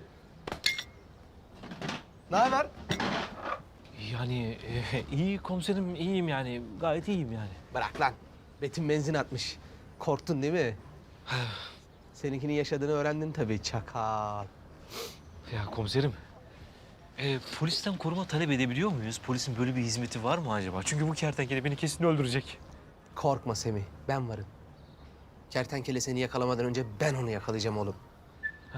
Yalnız senin desteğin olmadan başaramam. Yardımına ihtiyacım var Semih. Komiserim ne demek yani? Her türlü yardımcı olurum. Güzel. Şimdi bu kertenkelenin yakın bir arkadaşı var ya, Şevket. Ona ihtiyacım var. O yok yalnız komiserim. Ne demek yok lan? Yani bu Deli Kenan'ın korkusuna şehir dışına kaçtı. Deli Kenan mı? Evet komiserim. Ya ben şöyle özetleyeyim. Şimdi bu bizim manyak sahte Akıncı oldu. Kenan da bunu Akıncı zannedip peşine düşünce bu manyak da Kenan benim peşime düştü deyip şehirden kaçtı. Oğlum Deli Kenan nerede peki? Onu vallahi ne bileyim dünden beri görmüyorum. Peki bu Şevket'e nasıl ulaşacağız? Telefon numarası var mı sende? Komiserim telefon numarası var da ulaşamazsınız. Çünkü o manyak kaçarken telefonunu bırakıp gitmiş. Ver bakayım onu. Bu daha çok işime yarar. Bak. Semih. Bu konuştuklarımız aramızda kalacak, tamam mı? Bir yerde duyarsam, edersem yemin ediyorum seni kertenkeleden önce ben vururum. Ay yok. Şimdi bak, sen yürü git, bir iki hafta ortalıklarda gözükme. Tehlikeli olabilir senin için. Hadi, ikile. Hadi, tamam. Kertenkele'ni de ben veririm. Hadi. Hadi. Hadi çabuk, kaybol.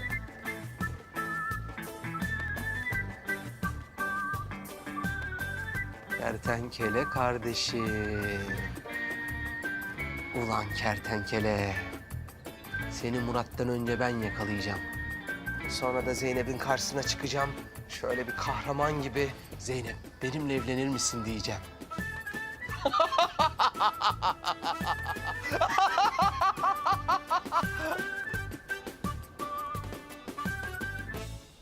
Ya işte böyle Hicabi. Maskeli kızla Zehra çıktı. Biliyorum şaşırdın. Ama hayatta böyle şeyler oluyor kardeşim. Yapacak bir şey yok yani, ne yapalım? Hocam bir soru sorabilir miyim? Ya Hicabi, sana boşuna anlatmışım ben her şeyi ya. Hayret bir şeysin ya. Hocam, şimdi diyelim ki beni klonlasalar, yani benden 2 tane olsa, klonun işlediği sevap, klonun kendisine mi yoksa bana mı yazılır? Klon mu? Evet hocam, klon. Bildiğin klon. Evet hocam, benim klonum. Yahu bir tanesine cevap yetiştiremiyoruz. Bunun bir de klonu olsa ayvayı tam yeriz. Caiz midir hocam? Şimdi Hicabi, bu konuda İslam alimler arasında çeşitli itilaflar vardır. Hocam, bir sorun var, beynimi kemiriyor. Sorabilir miyim? Haddini bil klon. Önce ben geldim. Ben soracağım, sıranı bekle. Hocam, ben de tam bunu soracaktım. Bir Müslümanın klonuna ayrımcılık yapması caiz midir? Ne? Ya sus! Ben sana kaç kere dedim ben hocama soru sorarken gelip hocamı rahatsız etme diye. Edepli ol azıcık ya. Sus. Ama hep sen soru soruyorsun. Bana hiç soru sordurmuyorsun. Bu sefer ben soracağım. Hayır, ben soracağım. Bana ne, ben soracağım? Ya ben soracağım. Hocam, uyur gezer bir insan uykusunda işlediği günahlarından sorumlu tutulur mu? Ne? Hocam, evlilik programında evlenmek caiz midir? Ne? Hocam, bir Müslümanın evinde panda beslemesi caiz midir? Ne? Hocam, bir insanın zaman makinasıyla geçmişe dönmesi caiz midir? Ne? Caiz midir hocam? Caiz midir hocam? Caiz midir? Caiz midir hocam? Hocam caiz midir? Caiz midir? Caiz midir hocam? Caiz midir hocam? Caiz midir? Değildir. Caiz değildir Hicabi. Hocam? Hocam, olur mu klon ya? Hayret bir şeysin ya. Allah bizi tek olarak yaratmış. Klona ne gerek var Hicabi ya? Gözünü seveyim, sen yapma bari. Klonla klon.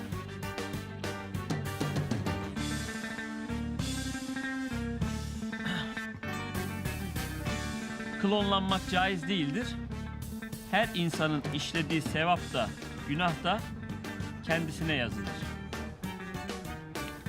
Maşallah, zehir gibi ya.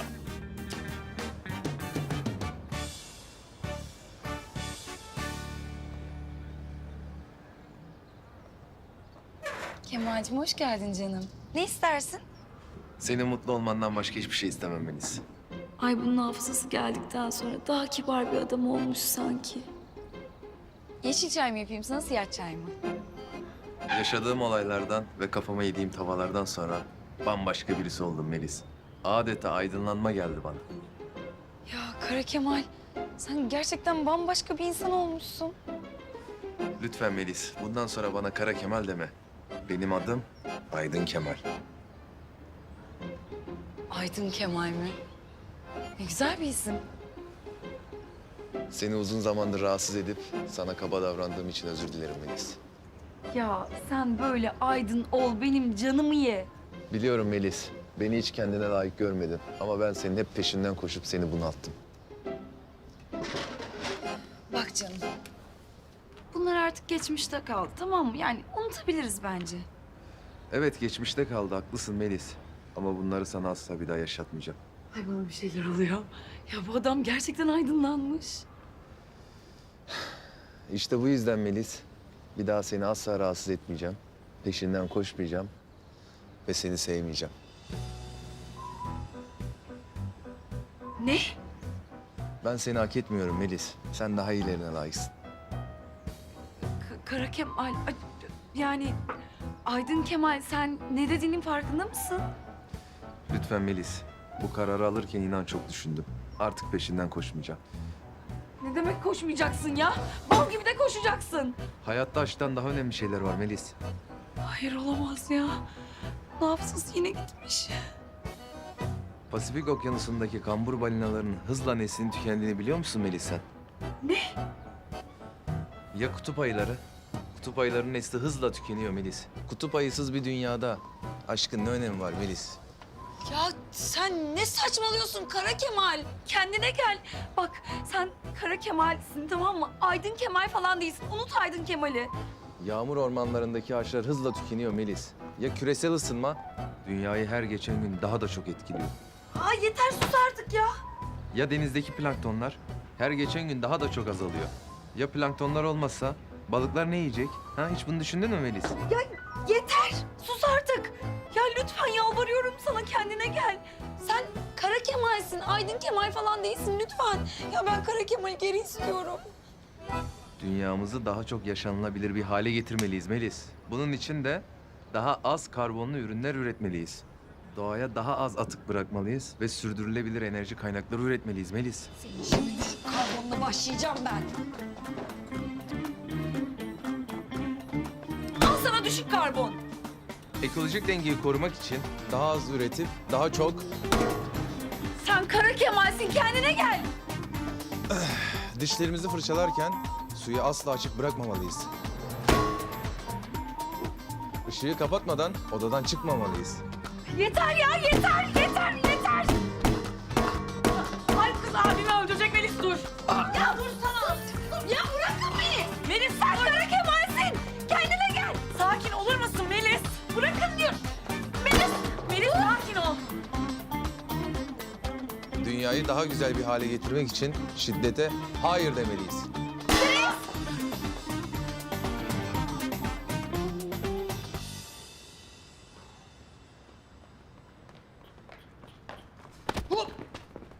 Ne yapıyorsun? Ne bu telaş ya? Komiserim, kertenkele hayattaymış. Hayati tehlike altındayım. Ben buralarda daha fazla kalamam ya. Ulan çakal Semih seni. Evet. Bence sen buralarda daha fazla kalma. Kertenkele seni yakalarsa sonun iyi olmaz söyleyeyim. Ya öyle deme, öyle demeyin komiserim ya. Öyle ama. Reis, Şevket'i gördün mü? Sabahtan beri ortalarda yok. Ha Şevket, o deli Kenan'ın korkusuna şehirden kaçtı. Kaçtı mı? Hadi kaçtım ben. Ulan Şevket, ne tırsak adamsın sen ya. Dur ben bunu bir arayayım bakayım neredeymiş. Şevket'i ara.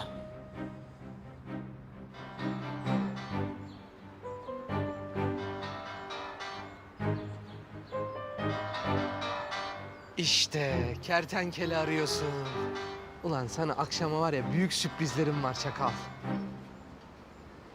İlk önce seni yakalayacağım. Sonra gidip Zeynep'e evlenme teklif edeceğim.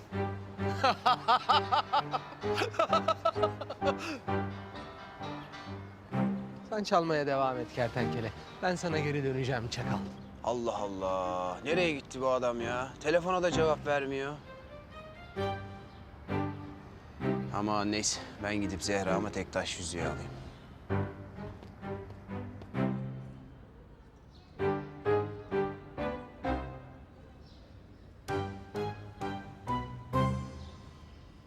Bismillahirrahmanirrahim. Sevgili kardeşlerim, bir Müslüman olarak en büyük gayemiz Allah'ın rızasını kazanmak olmalıdır. Elbette şeytan nefsimize hoş gelen kötü şeyleri bize güzel göstererek bizi doğru yoldan uzaklaştırmaya çalışacaktır. Ama biz Müslümanlar şeytana ve nefsimize karşı her zaman tetikte olmalı ve dua ederek Allah'tan yardım istemeliyiz. Allah'a yapacağımız en büyük dua ise ona verdiğimiz kulluk sözüne sadık olmaya çaba göstermektir.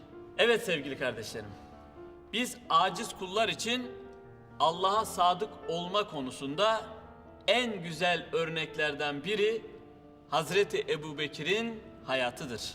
Bugün sizlere Allahu Teala'ya ve Resulüne sadakati ve koşulsuz teslimiyeti sayesinde Sıddık lakabını almış olan Hazreti Ebubekir'i anlatmaya çalışacağım. Hazreti Ebubekir ile Peygamber Efendimiz arasında çocukluklarından beri çok güçlü bir dostluk vardı. Hazreti Ebubekir, Peygamber Efendimiz bu dünyadan ayrılıp Rabbine kavuşuncaya kadar onun yanından hiç ayrılmamıştır.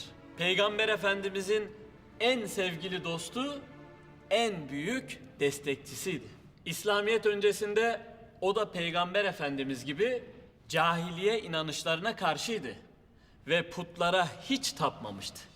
Peygamber Efendimiz kendisine peygamberlik görevi verildikten sonra insanları İslamiyet'e davet etmeye başladığında Hazreti Ebubekir tereddüt etmeden iman etmişti. O Hazreti Hatice validemizden sonra ilk iman eden kişidir. Ve hiç kimsenin Müslüman oluşu Peygamber Efendimiz'i onun Müslüman oluşu kadar sevindirmemiştir. Peygamber Efendimiz Hazreti Ebubekir dışında İslam'ı kime arz ettiysem mutlaka bir tereddüt yaşadı. Ancak o hiç tereddüt etmedi buyurmuşlardır. Hazreti Ebubekir Müslüman olduktan sonra bütün varlığı ile İslamiyet'e hizmet etmiş, insanların hidayetine vesile olmak için çabalamıştır. Mekke'nin en zengin tüccarlarından biri olan Hazreti Ebubekir, bütün servetini İslam uğrunda harcamış, mal varlığının büyük bir kısmını Müslüman kölelerin baskı ve zulümden kurtulup hürriyetlerine kavuşmaları için fidye olarak vermiştir. Başta Hazreti Bilal olmak üzere birçok sahabeyi yüksek bedeller ödeyerek esaretten kurtarmıştır. Peygamber Efendimizin sohbetinden en çok istifade eden Hazreti Ebubekir'di. Ve bu sayede Hazreti Ebubekir'in İslam'ı yaşayışı bambaşka olmuştur. Bütün varlığıyla İslam'ın insanlar arasında yayılmasına çabalıyordu.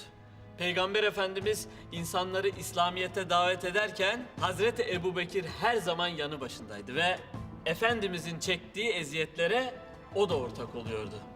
Ancak bütün eziyet ve çilelere rağmen Peygamber Efendimiz'i hiçbir zaman yalnız bırakmamıştı. Mekkeli müşriklerin bitmek bilmeyen işkence ve baskılarının sonunda Cenab-ı Hak Peygamber Efendimiz'e Mekke'den Medine'ye hicret etmeyi emretti. Peygamber Efendimiz bu zorlu yolculuk için yol arkadaşı olarak Hazreti Ebubekir'i seçmişti. Peygamber Efendimiz ve Hazreti Ebubekir yola çıktıklarında müşrikler Peygamber Efendimiz'i yakalamak için hemen peşlerine düşmüşlerdi.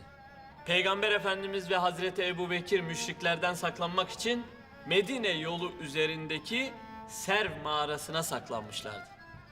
Müşrikler mağaranın yanına geldiklerinde Hazreti Ebubekir müşriklerin Peygamber Efendimiz'e zarar vermelerinden çok korktu. Ama elbette Allahu Teala onlarla beraberdi. Yüce Rabbimiz kutsal kitabında bu olayla ilgili şöyle buyurmaktadır. Eğer siz ona yardım etmezseniz, inkar edenler onu iki kişiden biri olarak çıkardıkları zaman ona bizzat Allah yardım etmişti. Hani onlar mağarada bulunuyorlardı. Hani o arkadaşına üzülme, Allah bizimle beraberdir diyordu. Allah da onun üzerine güven duygusu ve huzur indirmiş, sizin kendilerini görmediğiniz ordularla desteklemiş, böylece inkar edenlerin sözünü alçaltmıştı. Allah'ın sözü ise en yücedir. Allah mutlak güç sahibidir. Hüküm ve hikmet sahibidir. Efendimiz Serv mağarasında müşriklerden saklanmaktayken Hazreti Ebubekir'in mübarek dizine başını koyarak uykuya dalar. Bu sırada mağaradaki deliklerden yılan çıkıp da Peygamber Efendimiz'e zarar vermesin diye ayağıyla deliklerden birini kapayan Hazreti Ebubekir'in ayağını bir yılan sokar. Ancak Hazreti Ebubekir Peygamber Efendimiz'i uyandırmak istemez ve acısından sessizce ağlamaya başlar. Bunun üzerine Peygamber Efendimiz uyanıp vaziyeti görür ve ona neden kendisini uyandırmadığını sorar. Hazreti Ebubekir ise gözyaşlarını silerek anam babam sana feda olsun ya Resulullah diyerek karşılık verir. Peygamber Efendimiz Medine'de muhacir ve ensarın yardımı ile bir İslam devleti kurduğunda Hazreti Ebubekir en hayati anlarında Peygamber Efendimiz'e hep destek olmuştur. Mescid-i Nebevi'nin inşaatında bizzat rol almıştır. Mescidin arsa bedelini de Hazreti Ebubekir ödemiştir. Yine birçok sefer ve savaş öncesinde ordunun maddi ihtiyaçlarını karşılamış ve bütün servetini hiç tereddütsüz İslam için harcamıştır.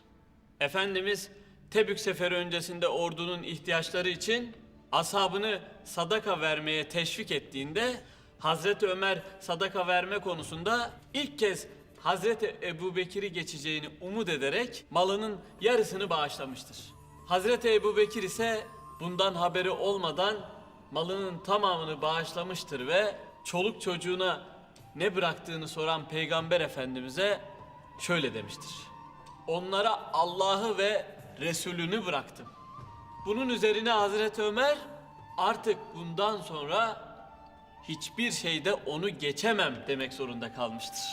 Hicretin 10. yılında veda haccını yapan Peygamber Efendimiz bir yıl sonra bu dünyadan ayrılarak Rabbine kavuştu. Peygamber Efendimizin vefatını duyan Müslümanlar üzüntüden yıkıldılar ve ilk anda ne yapacaklarını bilemediler. Hazreti Ebubekir ise Efendimiz'i alnından öptü ve anam babam sana feda olsun ya Resulullah. Ölümünde de yaşamındaki kadar güzelsin. Senin vefatınla peygamberlik son bulmuştur. Şanın ve şerefin o kadar büyük ki üzerine ağlamaktan münezzehsin. Ya Muhammed, Rabbinin katında bizi unutma, hatrında olalım dedi. Hazreti Ebubekir, Peygamber Efendimizin vefatı karşısında metanetini koruyup büyük bir hüzün içerisinde olan Müslümanları teskin etmeye çalışmış ve şu meşhur konuşmayı yapmıştır. Ey müminler! Allah birdir. Ondan başka ilah yoktur. Muhammed onun kulu ve elçisidir.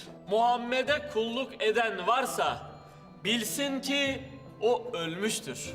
Allah'a kulluk edenlere gelince unutmayın ki Allah baki ve ebedidir dedikten sonra sahabelere şu ayet-i kerimeyi hatırlatmıştır.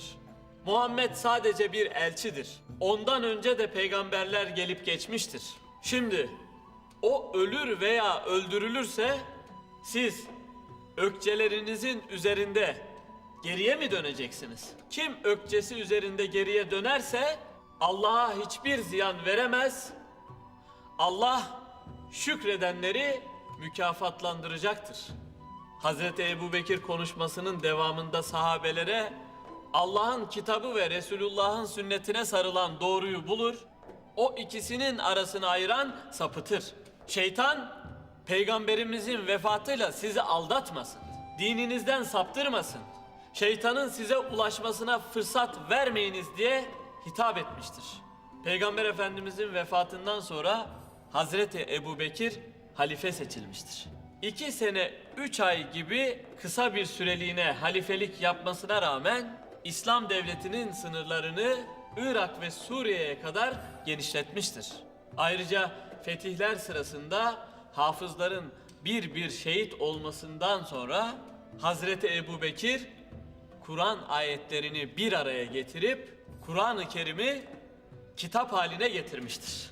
Hazreti Ebubekir yakalandığı bir hastalık sebebiyle 63 yaşında vefat etmiştir ve vasiyeti üzere Peygamber Efendimizin yanına defnedilmiştir. Yine vasiyeti üzerine tüm serveti satılarak İslam devletine bırakılmıştır. Hazreti Ebubekir Sıddık servetini Allah yolunda harcamış ve kendisi çok sade bir hayat yaşayarak daima Allah'a ve Resulüne sadık kalmıştır. Allahu Teala Hazreti Ebubekir'e bahşetmiş olduğu bu üstün kulluk hasletini bizlere de nasip eylesin inşallah. Amin. Cenab-ı Allah bizleri de Hazreti Ebubekir Sıddık gibi Rabbine sadık ve ona vermiş olduğu kulluk sözünden dönmeyen kullarından eylesin inşallah. Amin. Sevgili kardeşlerim, hak batıl mücadelesi kıyamete kadar devam edecektir. Yüce Rabbimiz bu mücadelede biz Müslümanlara hak yolunda yaşamayı, hak yolunda ölmeyi nasip eylesin inşallah. Amin. Değerli kardeşlerim, bugün Müslüman coğrafyası tarihindeki en acı dolu günlerini yaşıyor.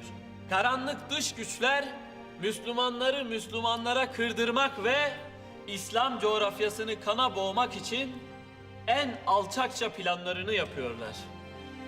Yüce Rabbimiz dünyayı fesada boğan şer güçlerin planlarını başlarına geçirsin inşallah. Amin. Sevgili kardeşlerim, zor zamanlardan geçtiğimiz bu dönemde ülkemiz ve milletimiz bu dış odaklı şer güçlerin hedefi durumundadır. Yüce Rabbimiz asırlar boyunca İslam'ın bayraktarlığını yapmış olan milletimizi ve ülkemizi bu zalimlerden korusun inşallah. Amin. Cenab-ı Hak ülkemize, milletimizin huzuruna, milli birlik ve beraberliğimize göz diken hainlere fırsat vermesin inşallah. Amin. Allah, hak batıl mücadelesinde şer odaklarına karşı canını ortaya koyan, ülkesinin ve milletinin bekası için şehit olan tüm kardeşlerimize rahmet eylesin. Amin. Yüce Rabbimiz bu şehitler için Kur'an-ı Kerim'de şöyle buyurmuştur. Allah yolunda öldürülenlere ölüler demeyin. Hayır. Onlar diridirler. Ancak siz bunu bilemezsiniz. Tüm şehit olmuş kardeşlerimizin ruhu için El Fatiha.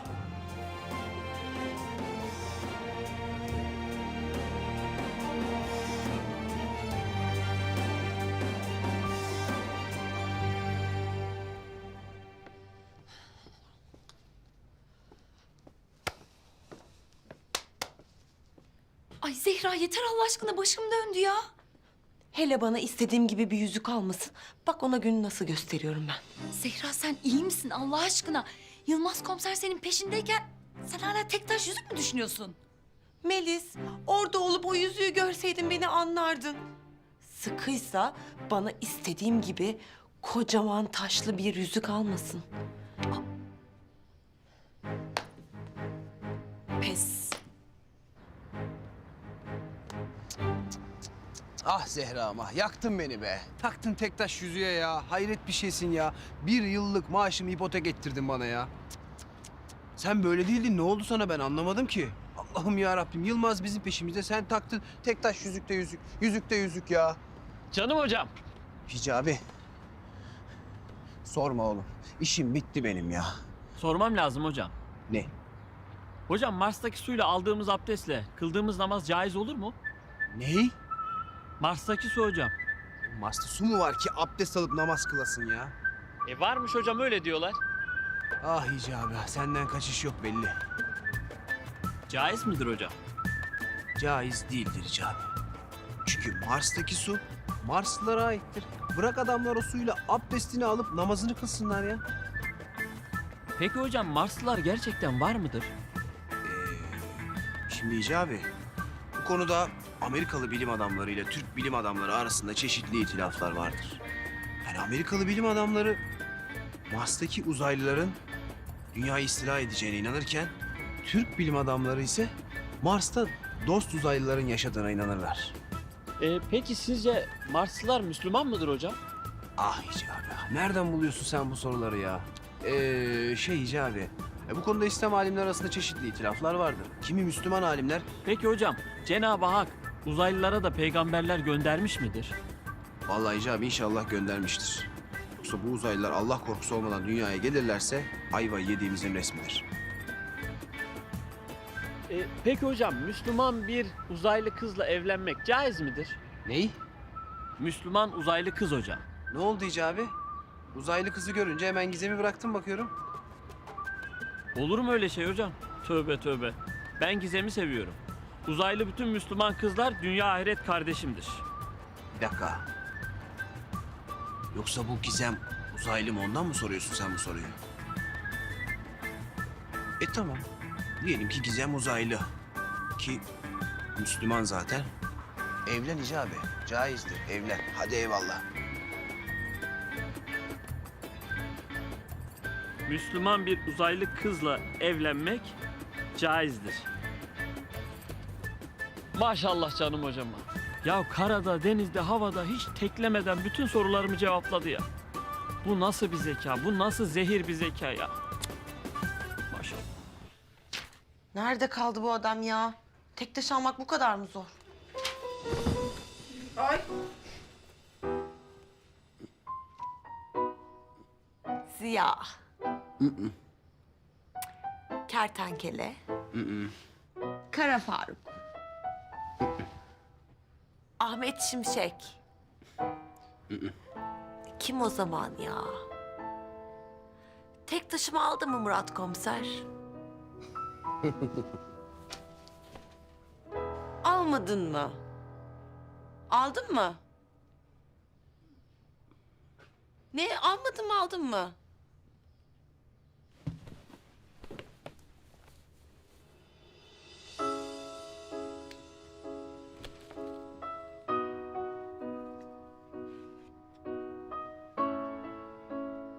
Benimle evlenir misin?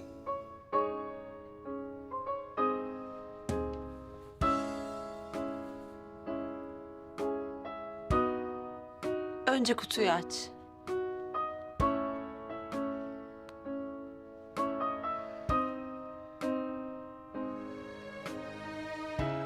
Evet be, sonunda. İşte bu. Ya, sonunda evleniyorum.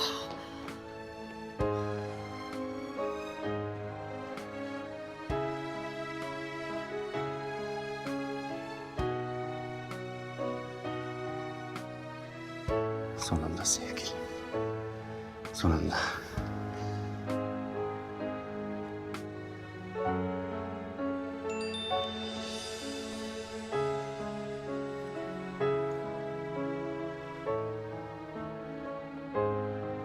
Ah, ulan Şevket. Ulan Şevket. Mesaj geldi, bakmak zorundayım. Ya 2 saattir bekliyorum ben burada. Kusura bakma sevgilim. Şevket'ten mesaj aldım. Okumak zorundayım. Sonra devam edeceğiz, özür diliyorum, tamam? Kardeşim Deli Kenan beni Akıncı sanıp Üstteki terk edilmiş depoya kaldırdı.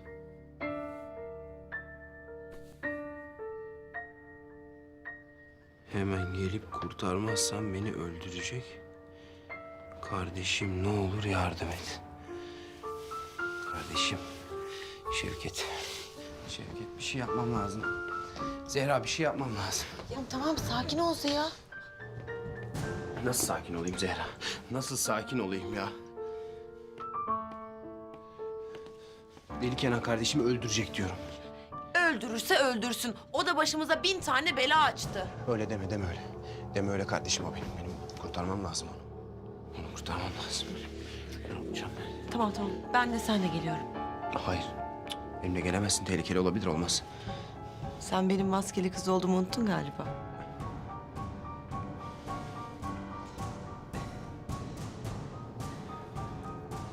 Tamam. Ama acele etmemiz lazım.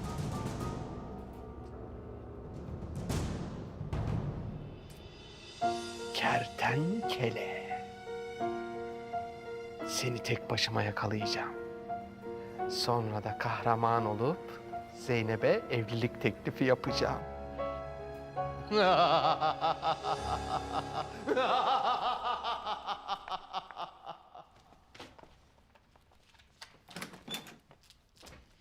Meryem, kızım su kaynadı, hadi çay demliyorsun.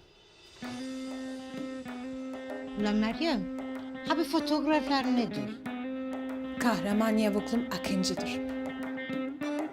Akıncı'dır, yavuklindir. Ulan Sami! Sami Efendi! Koş ulan koş, yetiş! Sami Efendi! Ulan Asiye ne oluyor? Sesin Çukur Cuma'dan geliyor. Nedir, ne bağırıyorsun? Koş bak ne var burada bak. Kinova mı? Ulan bu adam kimdir, yarasa mı? Ulan Sami kör müsün görmeyeyim misin? Akıncı'dır da. Ulan Akıncı'nın ha burada duvarda ne işi vardır? Akıncı'nın yeri duvar değil. Benim kalbimdir enişteciğim. Şu anındakilere bakın ya. O bizim uşaktır da. Akıncı bizim kahramanımızdır. Kız kafayı yemiştir da.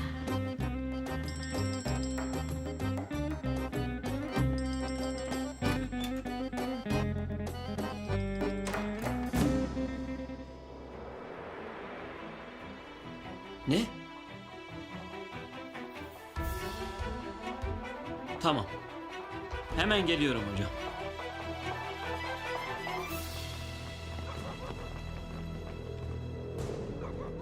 Akıncı bu mahallede yaşıyormuş.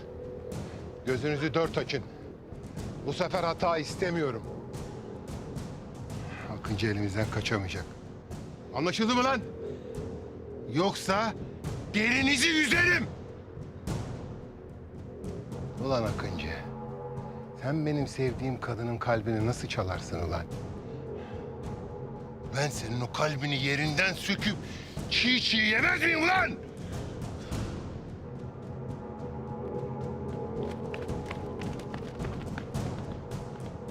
Akıncı, koşun yakalayın! Öldürmeyin onu! Onu ben kendi ellerimle geberteceğim!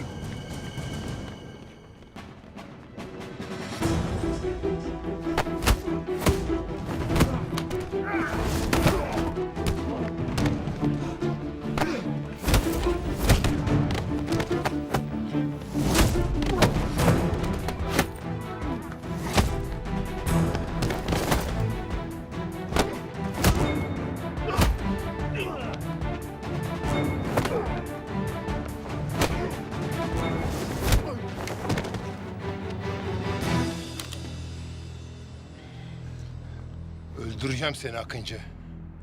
Meryem'i sana yar etmeyeceğim. Kenan abi. Ne Kenan abisi lan? Ne Kenan abisi? Kenan abi. Sakin ol. Silahla şaka olmaz. Öldüreceğim ulan seni. Öldüreceğim.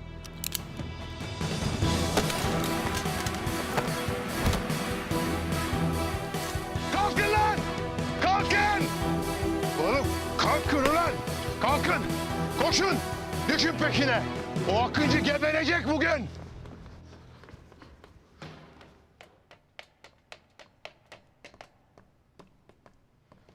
Vay, ay yıldızlı adam. Yakıyorsun. Vay vay vay, maskeli kız. Ateş ediyorsun. Sırnaşma. Ciddi ol biraz ya. Çene çalmaya gelmedim buraya. İşimize bakalım. Sana da var ya 2 laf söylemeye gelmiyor ha. Hemen azarlıyorsun hemen. Şevket'i burada tutuyorlar demek. Evet. Ben hiç adam falan göremiyorum. İşte. Demek ki deli kanan dikkat çekmek istemiyor. Biz yine de dikkatli olalım. Merak etme aşkım. Ben seni korurum. Sen kendini koru şapşal. Allah'ım yarabbim ya. İlk defa birlikte operasyona çıkıyoruz Zehra. Nasıl hissediyorsun? Bırak hisleri falan ya. Hadi Şevket'i kurtaralım da daha bir sürü işimiz var bizim. Düğün salonu bulacağız, nikah davetiyelerini basacağız, gelinlik alacağız, damatlık alacağız. Çok işimiz çok. Doğru diyorsun ya, evet. Bir an önce kurtarıp da hızlı evlenelim istiyorum ben de. Yani. Fakat şöyle bir durum var. Senin maskeli kız olarak devam etmeni istemiyorum evlendikten sonra. Evinde oturacaksın, evinin kadını olacaksın. Ne? Nasıl ne? Elin namuruyla erkeğin işine karışmayacaksın diyorum. Evde oturacaksın.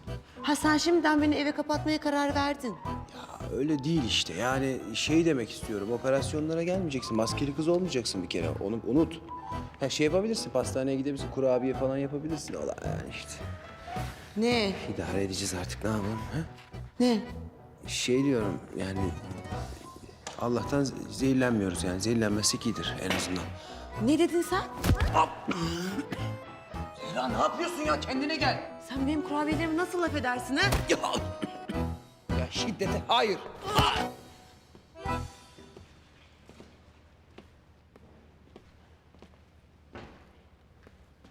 Allah Allah. Ya Ziya hocamla burada buluşacaktık ama görünmüyor ortalıkta. Nerede ki hocam? Ya Hicabi. Oğlum ne bakıyorsun? Kurtarsana öldürecek bu kız beni ya. Durun yapmayın ya. Dur. Koskoca insanlarsınız. Ne yapıyorsunuz? Ayıp ya, hiç yakışıyor mu ya? Ama günah ha. Ben bir şey yapmıyorum oğlum. Görmüyor musun ya? Öldürecek kız beni dövüyor. Ana. Zehra, sen niye Ziya hocamı öldürmeye çalışıyorsun? Ya bırak beni Hicabi ya. Zaten hırsımı alamadım daha. Kimse benim kurabiyelerime laf söyleyemez. Hocam hiç yakışıyor mu size? Zehra'nın kurabiyelerine laf mı söylüyorsunuz? Ne yapsaydım Hicabi? Yalan mı söyleseydim? Allah Allah. Dur maskeli kız. Ya ay Zehra dur ya. Ne yapıyorsun? Bırak beni Hicabi. Dur. Ya siz de az sabır gösterin ama ya. Hiç yakışıyor mu size? Ben Gizem'in o kötü yemeklerine katlanıyorum da siz Zehra'nın kurabiyelerine katlanamadınız mı? Ha, şu söylediklerini Gizem'e söyleyeyim de gör gününü Hicabi. Tamam ben öyle bir şey demek istemedim ki. Zehra söyleme Gizem'e olur mu? Ya bırak ya Hicabi. Siz erkeklerin hepsi aynısınız. Ya, Bir dakika ya. Siz de adam gibi yemek yapmayı öğrenin. Biz öyle öğrendik anamızdan. Bak hala konuşuyor ya. tamam dur sakin ol. Tamam sakin. Ya tamam.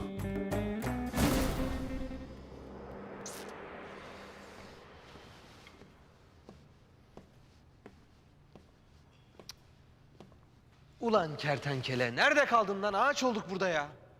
Hayır, arkadaşım burada hayati tehlike altında ve sen ortalıkta yoksun. Çakal.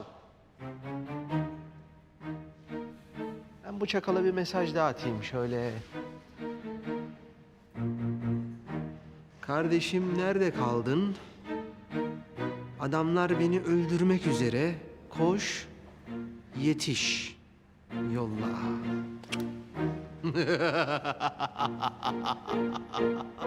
Aman! Allah Allah. Durun ama ya. Bir dakika. Kardeşim nerede kaldın? Adamlar beni öldürmek üzere, koş yetiş. Şevket, geliyorum kardeşim, geliyorum. Karanlık burası.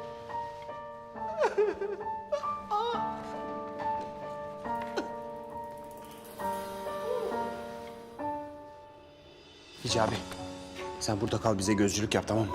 Allah'a emanet ol. Siz de hocam. Yürü.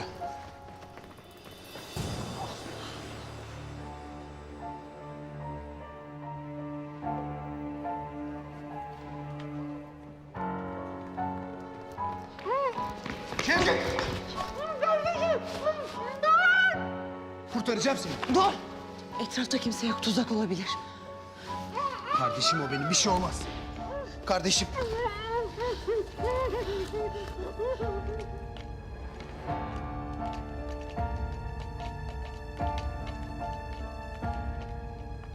Akıncı buralarda bir yere saklanmış olabilir. Her yere bakın. Dağılın hadi.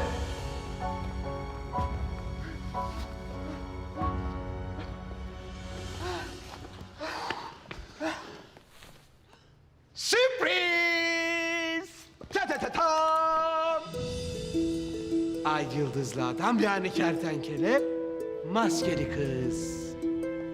İkinizi de yakaladım. Şimdi elimdesiniz işte.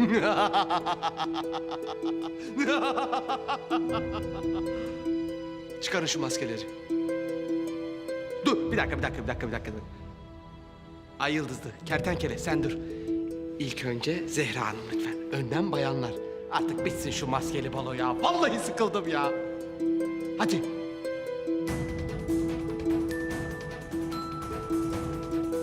Sıkarım. Tamam. Dur. Tamam. Çıkaracağım.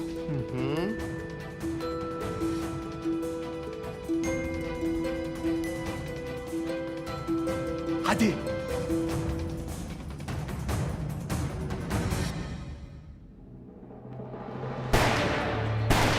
Ne oluyor ya?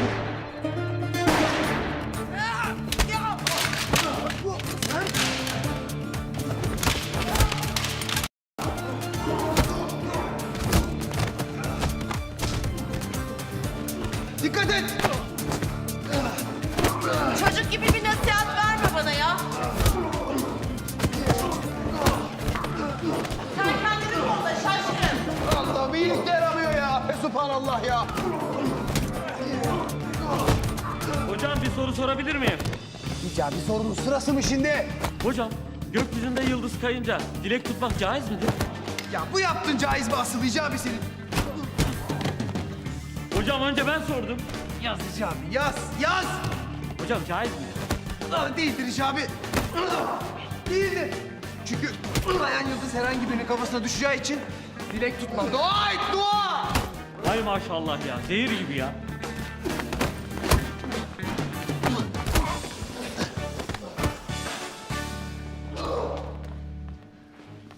Bir dakika. Ya durun artık be. Durun yeter. Kavga etmeyin ya. Akıncı! Geberteceğim ulan seni! Bu gece son gecen olacak. Allah Allah. Ne oluyor arkadaş burada ya? Polis teslim olun. Amirim. Yılmaz. Yakaladım amirim. İşte ay yıldızlı adam yani kertenkele, maskeli kız yani Zehra. Ben yakaladım amirim. Ben yakaladım amirim. Kertenkele mi? Kertenkele amirim. Zehra ha? Evet. Ben yakaladım amirim, ben. Akıncı. Senin burada ne işin var evladım? Amirim ben Murat komisere yardıma geldim. Murat komiser mi? Murat komiser de nerede? Bir dakika. Murat komiserle ne ilgisi var? Amirim Murat komiser falan yok. Ben olay mahallindeydim. Bu iki şahsa anında yakaladım amirim. Ne diyorsun Yılmaz sen? Bilmiyorum.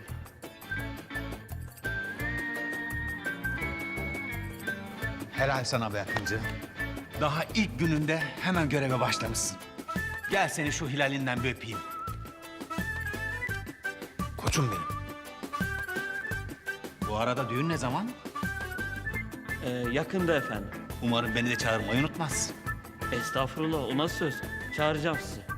Ya amirim böleceğim de kusura bakmayın ya. Ben burada ay yıldızlı adamı yani kertenkeleyi ve Zehra'yı yakalamışım maskeli kızı. Siz orada düğün müğün diyorsunuz ya. Vallahi ben hiçbir şey anlamıyorum ya. Amma kafa ütüledin Yılmaz sen de ha.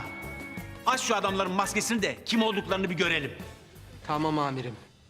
Kertenkele aç. Maskeyi aç. Aç şu maskeyi. Ya aç kardeşim şu maskeyi ya. Açın diyorum ağır çekimde maske çıkıyor artık yeter ya.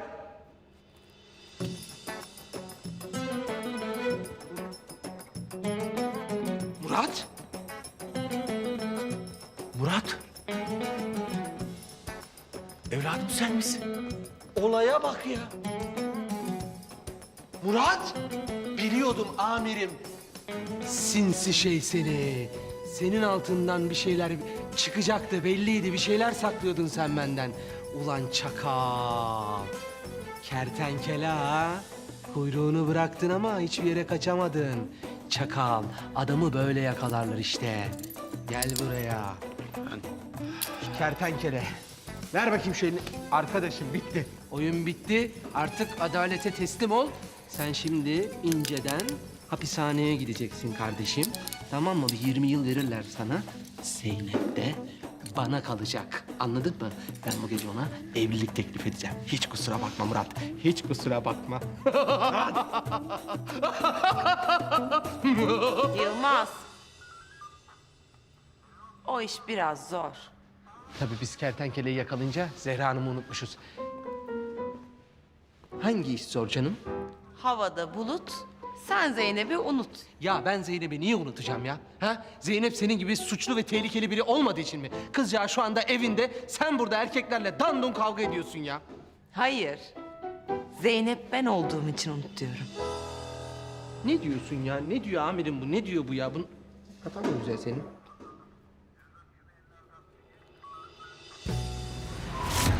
Zeynep? Bunu diyorum. Zeynep?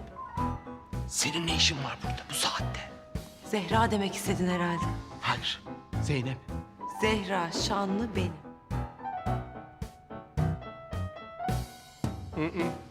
Sen Zeynep'sin. Sen Zeynep'sin. Sen Zeynep'sin ve ben sana bu gece evlilik teklifinde bulunacağım. Çok hazırım. Sen Zehra olamazsın. Olamazsın. Hayır, hayır, hayır, hayır, hayır, hayır, hayır, hayır, hayır. Sen Zeynep'sin.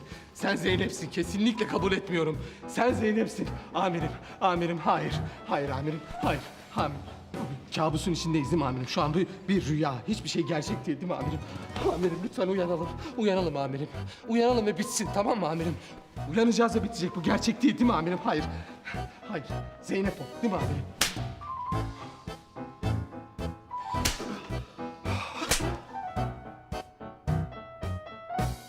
Hayır. Uyanmıyorum ve hala bu bir kabus. Amirim bu bir kabus değil mi? Hayır. Sen Zeynep'sin. Zeynep'sin. Kandırıldın. Kertenkele tarafından kandırıldın. Sen Zeynep'sin. Benim sevdiğim kızsın. Sen Zehra olamazsın. Sadece kandırıldın. Ne saçmalıyorsun Yılmaz sen? Amirim bu kız Zeynep ya. Zehra olamaz ya. Bu alçak kertenkele bu kızı ağına düşürüp kandırdı. Ve o şu anda kendini Zehra sanıyor. Kendine gel Zeynep. Kendine gel. Hayallerimi yıkamazsın. Hayır. Hayır amirim. Hayır amirim. Hayır böyle bir son olamaz ya. Hayır böyle olmamalı. Zeynep.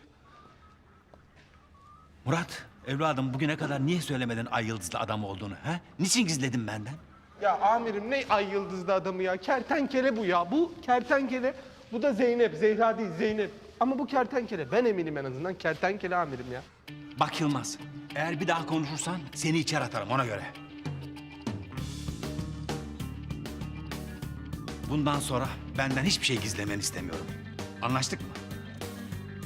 Peki amirim. Bundan sonra Akıncı ile birlikte çok iyi bir ikili olacağınıza inanıyorum. İnşallah amirim. Yılmaz, gel ve şu Murat komiserin kelepçelerini çöz. Ya yok anahtar bende. Anahtarı bilmiyorum. Nereye koydum ben ya? Çöz lan çabuk. Ya Rabbim. Bu bir kabus ya. Hiçbir şey gerçek gibi durmuyor çünkü. Şu an her şey çok... Allah. Amirim bu adam kertenkele. Bakın şu yaptığımız çok anormal ya. Bu adamın peşindeydik biz. Bu adam dünya kadar suç işlemedi mi ya? Ben mi yanılıyorum ya? Kertenkele diye birisi yok Yılmaz. Kertenkele 2 yıl önce öldü. Zehra Şanlı'nın da maskeli kız olduğuna dair iddialar gerçek dışı. Zehra Şanlı serbesttir. Ve bu dosya kapanmıştır çocuklar. Ya amirim bu var ya haksızlık ya. Ya hiç kimse beni sevmiyor. Ne sevgilim var, ne sevenim var, ne hediye verenim var. Hep Murat, hep Murat. Buyurun ya. Ben oynamıyorum amirim. Yılmaz! Hayır. Tek laf, tek söz duymak istemiyorum amirim. Sevilmediğim yerde durmam. Yılmaz! Sus artık.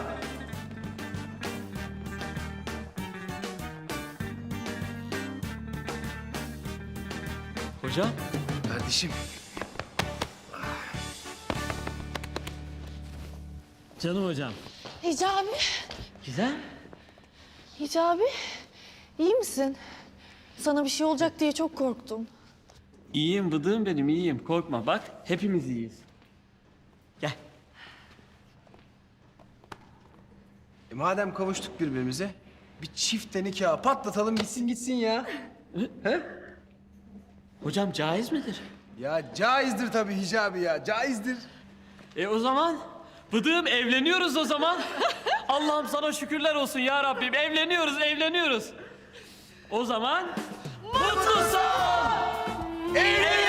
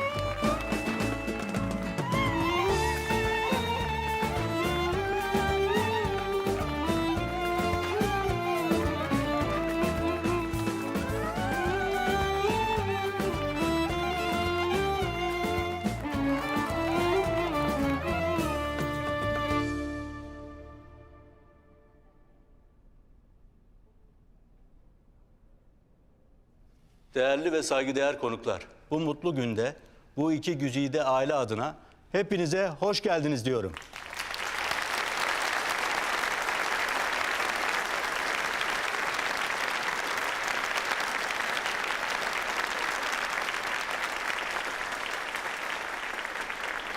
Evet, artık nikah akdine başlayabiliriz. Sayın Gizem Çakır, Hicabi Erdem'i hiç kimsenin etkisi ve baskısı altında kalmaksızın özgür iradenizle eş olarak kabul ediyor musunuz? Evet.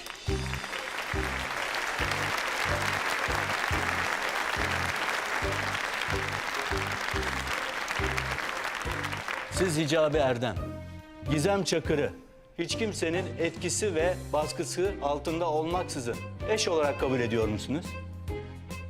Hocam.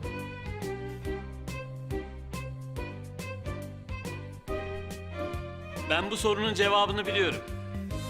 Sonsuza dek evet.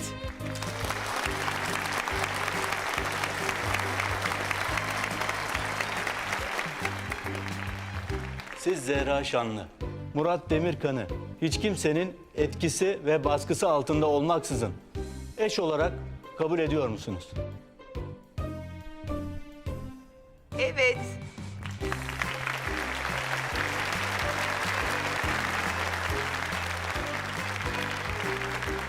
Siz Murat Demirkan, Zehra Şanlı'yı hiç kimsenin etkisi ve baskısı altında olmaksızın özgür iradenizle eş olarak kabul ediyor musunuz?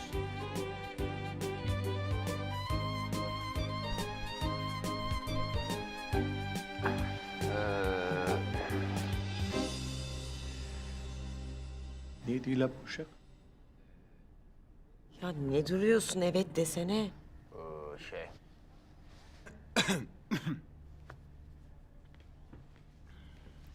Basarım tekmeyi hemen evet de. Tamam. Çok ısrar etti. Evet!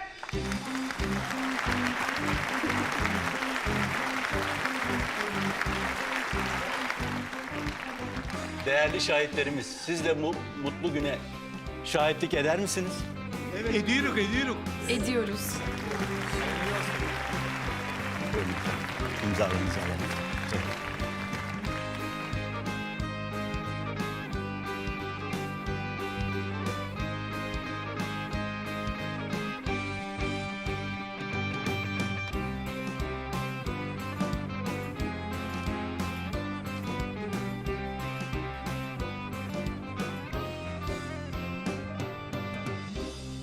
Buyurun efendim, ayağa kalkalım. Ben de sizleri Türk Medeni Kanunu'nun bana verdiği yetkiye dayanarak karı koca ilan ediyorum. Bir ömür boyu mutluluklar diliyorum. Hayırlı uğurlu olsun.